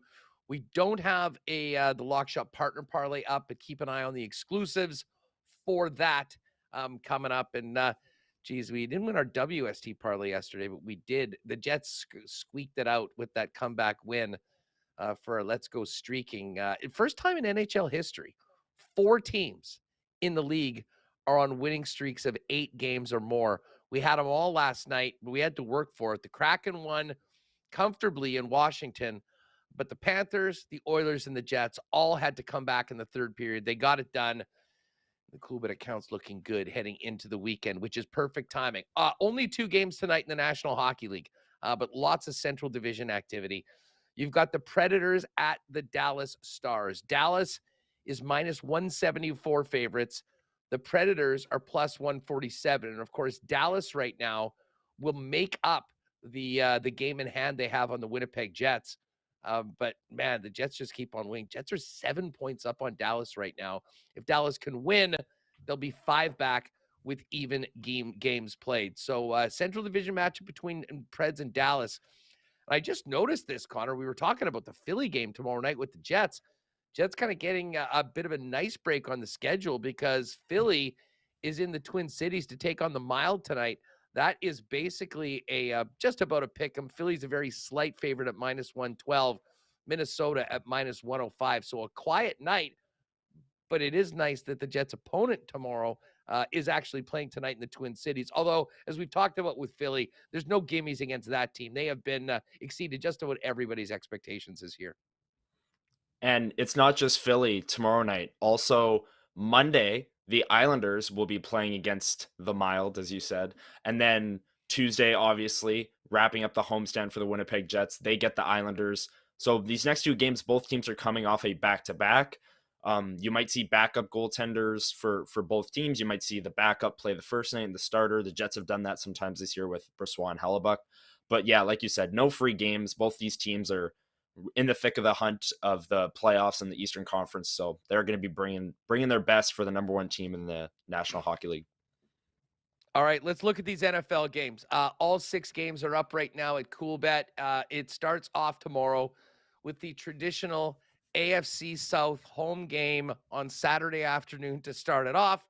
It's the Texans this year playing the Cleveland Browns. The Browns were as high as 3-point favorites earlier this week. But it's just 2 right now. Cleveland laying 2 on the road with Joe Flacco at the helm, going up against CJ Stroud, as we mentioned, with the Texans. The total for that game is 44.5.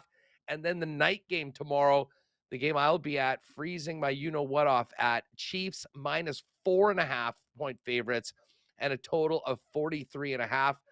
Any thoughts or leans on those 2 games on Saturday, CH?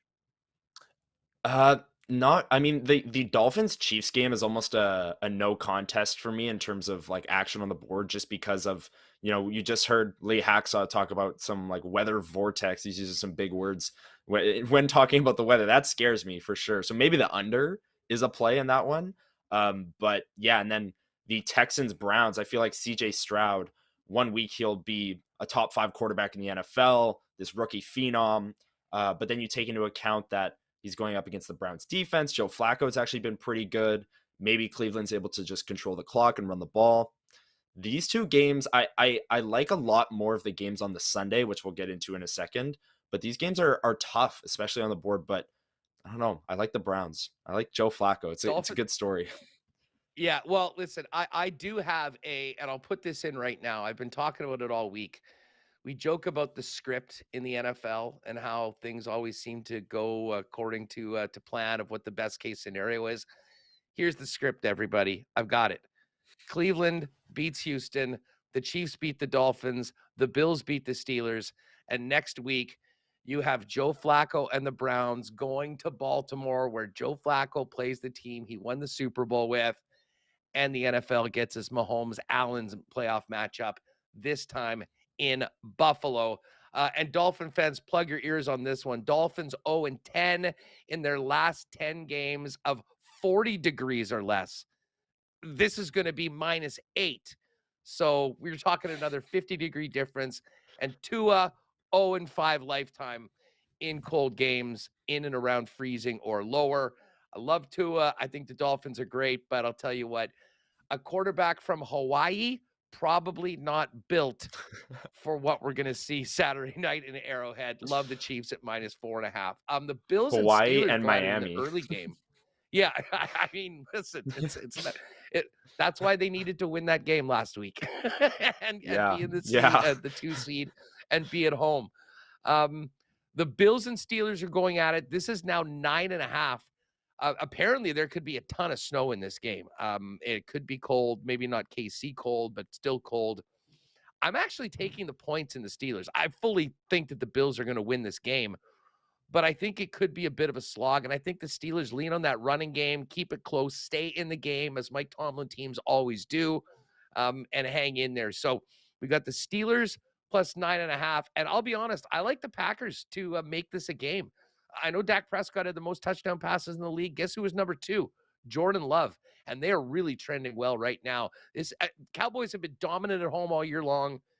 They are in a great position, but they got a tough out right now. I think this is going to be a game. I jumped on the Pack when they were 7.5. Right now it's 7 at -108. But if you do want the extra half point, it's not much of a difference as far as the juice goes. -116 on the Packers at Coolbet, if you want to get at 7.5.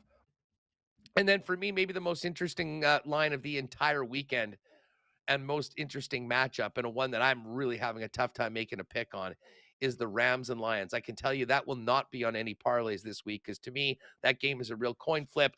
Lions 3-point favorites against the Rams. And of course, the quarterbacks that have switched teams. I mean, there's so many storylines about this one. Fill me in on what you're feeling about those 3 games on Sunday. So, yeah, I love the Rams in this spot. You had Josh Frey-Sam of the Winnipeg Free Press on the program yesterday. Yep. It was his favorite pick of the weekend. All the points he mentioned, I fully agree with him. I think the Lions have some holes on that defense that Matthew Stafford and this offense, who have been rolling as of late, will be able to take advantage of. I also like the over in that game. I think it's going to be a shootout. And then, yeah, well, the other 2 games, like you said, I agree with the Steelers. I mean, if it's going to be snowing, I think that plays into whichever team is worse. It kind of like neutralizes whatever advantage Josh Allen and his physical tools may have. So I don't mind the Steelers as well. The Packers I'm scared of because, like you said, the Cowboys have been so dominant at home, but they're definitely rolling. But yeah, my favorite pick of the weekend, I think, is Rams just to win outright, because the spread is pretty close. I think it's 3 points. So Rams ML. Yeah, that's my pick if of the you want weekend. the Rams, if you want the Rams to win on the money line, they're plus 140. And again, the guys will talk about this on Monday, but there is a Monday nighter, Eagles and Bucks. That was 4.5 originally. It was as low as 2.5 yesterday. It's back up to 3. But the Eagles a slight road favorite. I like the Bucks. I think I'm going to be jumping on the money line for Tampa Bay, to be perfectly honest with you. I'm a Baker guy. I think he's got a big one in him, and Philly is banged up, hurt, and not playing well at all. Not the way you want to be heading into the playoffs. They've got wild card round specials. They've got some pretty neat futures as well. If you think your guy's going to be able to run, throughout the playoffs, you can take there's some futures there where you can get the top leading Super Bowl MVP right now. Obviously, all the conference winners are up right now. Niners are minus 120 favorites to win the NFC. Ravens at plus 130. I did put in a little sprinkle on my guy Isaiah Pacheco to lead the playoffs in rushing yards, which would mean because McCaffrey's the favorite at plus 225, but even assuming they make it to the Super Bowl, it's one less game. So if you think there's a team playing this week that's going to get there, big advantage. Anyways, check all those out at CoolBet. The Lock Shop Partner Parlay will be up in the exclusives a little bit later on. And if you haven't played a CoolBet before, you can use the promo code WST for a 100% bonus up to $200 on your first deposit. Connor, you ready for a marble race? Oh, I'm ready for a marble race. Let's do it. Been waiting for it all day. Right on. Right on. Well, listen, I've got one more active business before I hit the road, and that is to do a marble race. And I got to give a huge shout out to Alex Allard. This is something that we sort of started, and Alex, such a whiz, figure out a way, even when Remus isn't here, to make the marbles happen. So, Alex, how are we looking?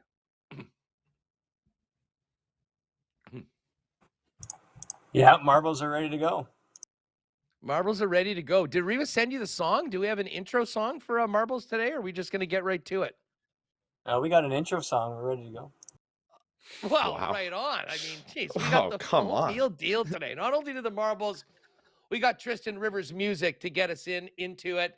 And I think we might have one of the tropical versions, just trying to warm things up like the Jets have been doing lately. Let's get to the tune and then get to the race.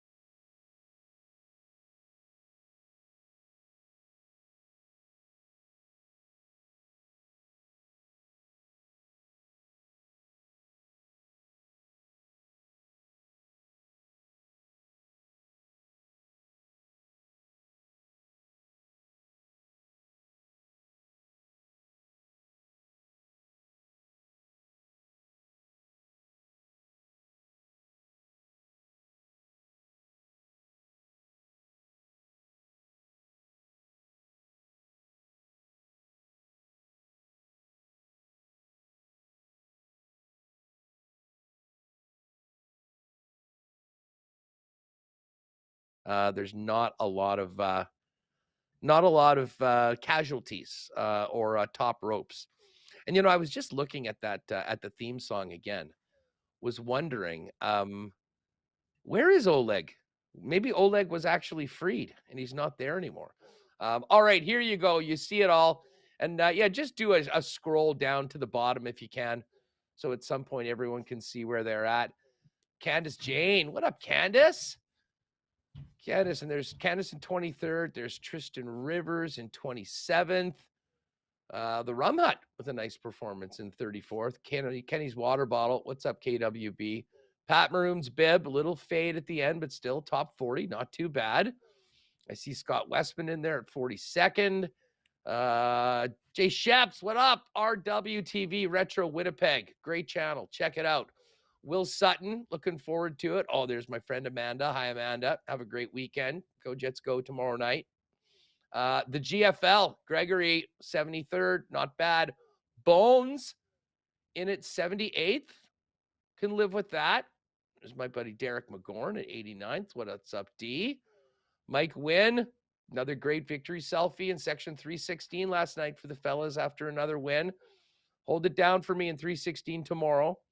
Let's see. Mr. Hammer Dance is there. Russ Lowen as we continue through. Derek Schmidt. Derek, great to see you last night. Thanks again for those gifted memberships for some of the WSTers.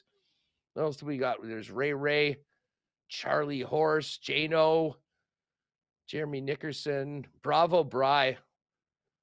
Shout out to Bravo Bry and Dad Bod. What a touring act. Got a chance to see them a couple weeks ago play. That's a lot of fun if you can ever get a chance to see them. Remus, 150 on the nose for Tanny. Jeez, 158. Jeez, I haven't seen mine. I could be way, way down there. There's my guy Gitch. There's Isha Boy Bruce. Connor Hrabchak. Connor, 183. Oh, Bozeman, Ouch. 187. That is a tough one. And I still have not seen Huss. I might be in the 200s. That is not a very good performance for yours truly today. My neighbor Cosmic Tales MB's in there. There's Dan Jets fan. We're now into the 200s. This was a big one today. Lots of folks. Spency 5 Centsy. Not to be confused with our Spency. Spency's a lock shopper popping in. What's going on? Love to see the ESTers jump in and join us. Royal Sports Team Sales. We are about to roll. Greg, ready to rock. 345. I'll be good to go. Christopher Met, Royster, Nelson Fernandez. Mean Gene Okerlund at 239th. There's Schickster. Schickster won last week and now 245th. I guess it all sort of evens out. There's Cowboy at 256. Saw Cowboy at the game last night. He rode with us on that WST or the lock shop parlay yesterday. Disgruntled week. God, this is actually maybe one of, if not the biggest marble race we've ever had. There's WST at 272. Coach Keyser. Mark. What's up, Mark? Speaking of lock shoppers. Uchaz in at 298. And we did have a few people that got thrown over the top rope. Let's see. Maybe I was in there because I did not see. And that's the bottom. Okay, maybe I did a little bit better than I thought. Spency right at the bottom, along with 9 other DNFs. Wow, we went with the full 300 today. I believe that's the biggest marble race we've ever had. I think we may have actually missed capacity. Kelly Menard, 9 people got it. 330, the biggest race has. Holy smokes. Well, listen, Connor, that was a lot of fun having you on the program today, buddy. It was great to have let Remo take a day off, and you've been killing it. Now, you know what? A great time to quickly plug Jets this week because these shows are getting bigger and bigger every week as people can't get enough of the first place team in the NHL. I'm only talking about wins, Huss. It's been a blast there. They keep winning. Episode 12, I believe it is coming out Monday. And yeah, it was a blast on the program today. Thanks for having me on. I think you were saying that you won't be back Monday, so it might be Remus and I on Monday, so people can come back. Remus and I may break down the Jets win over the Flyers if that's what happens, and maybe a Chiefs win or a Chiefs loss. But yeah, this was so much fun. Thanks for having me on. And I'll come on anytime. You know that. Beautiful, beautiful. Well, listen, buddy, you're killing it, doing a great stuff with some of the awesome clips. Connor grabbed that one right away yesterday from the Chuck Hellebuck interview and threw that out. Obviously follow us on all the socials. I got to watch the Remus's reel that he put together from our night at the game on Tuesday. I mean, it was hilarious, and the deadpan delivery of the lines of Remus, including video. Including video of him hanging his coat up. I mean, hilarious stuff. So give a like and a comment to that wherever it is. But yeah, I'll be traveling on Monday. I should be back in time for the Tuesday show, but Remo will hold it down. I think Connor will probably jump on them. The boys can chop it up as we did today. And we'll be getting ready for the Islanders visit on Tuesday. And, of course, a full recap of the weekend. Monday shows are always great. I hate to miss it, but going to be a fun and cold weekend in Arrowhead tomorrow night. And hopefully my phone's not so frozen that I can't keep tabs on what's happening at Canada Life Center with the Jets taking on the Philadelphia Flyers. If you don't have tickets for that game or for Tuesday, get a couple and get out there. It has been a real fun place to be lately. And heck, we got a number one team in the National Hockey League. It would be great to see that building full for the next couple of games. Connor, have a great weekend. Enjoy a no-stress football weekend with your team on the bye. That will not be the case for me. I'll be freezing tomorrow at Arrowhead Stadium, and I'll be back on Tuesday. But Monday morning, Connor will have the new Jets this week for you. Make sure to check that out before Monday's WST. The fellas will be with you at 1. A huge thanks to the sponsors that make this happen every day.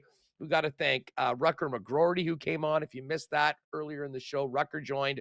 Brandon Rewucki, Ken Wiebe, Hacksaw, Connor Hrabchak, and a huge thanks to Alex Allard for doing a killer job, as always, when Remo's away, helping us get from start to finish of this program.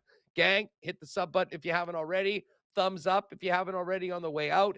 Have an awesome weekend. Enjoy the game tomorrow night in Winnipeg, the football on the weekend, and be back here on Monday for a full weekend wrap-up of Winnipeg Sports Talk after you check out Connor's Jets This Week, dropping early Monday morning. See you Monday on WST. Have a great weekend, gang.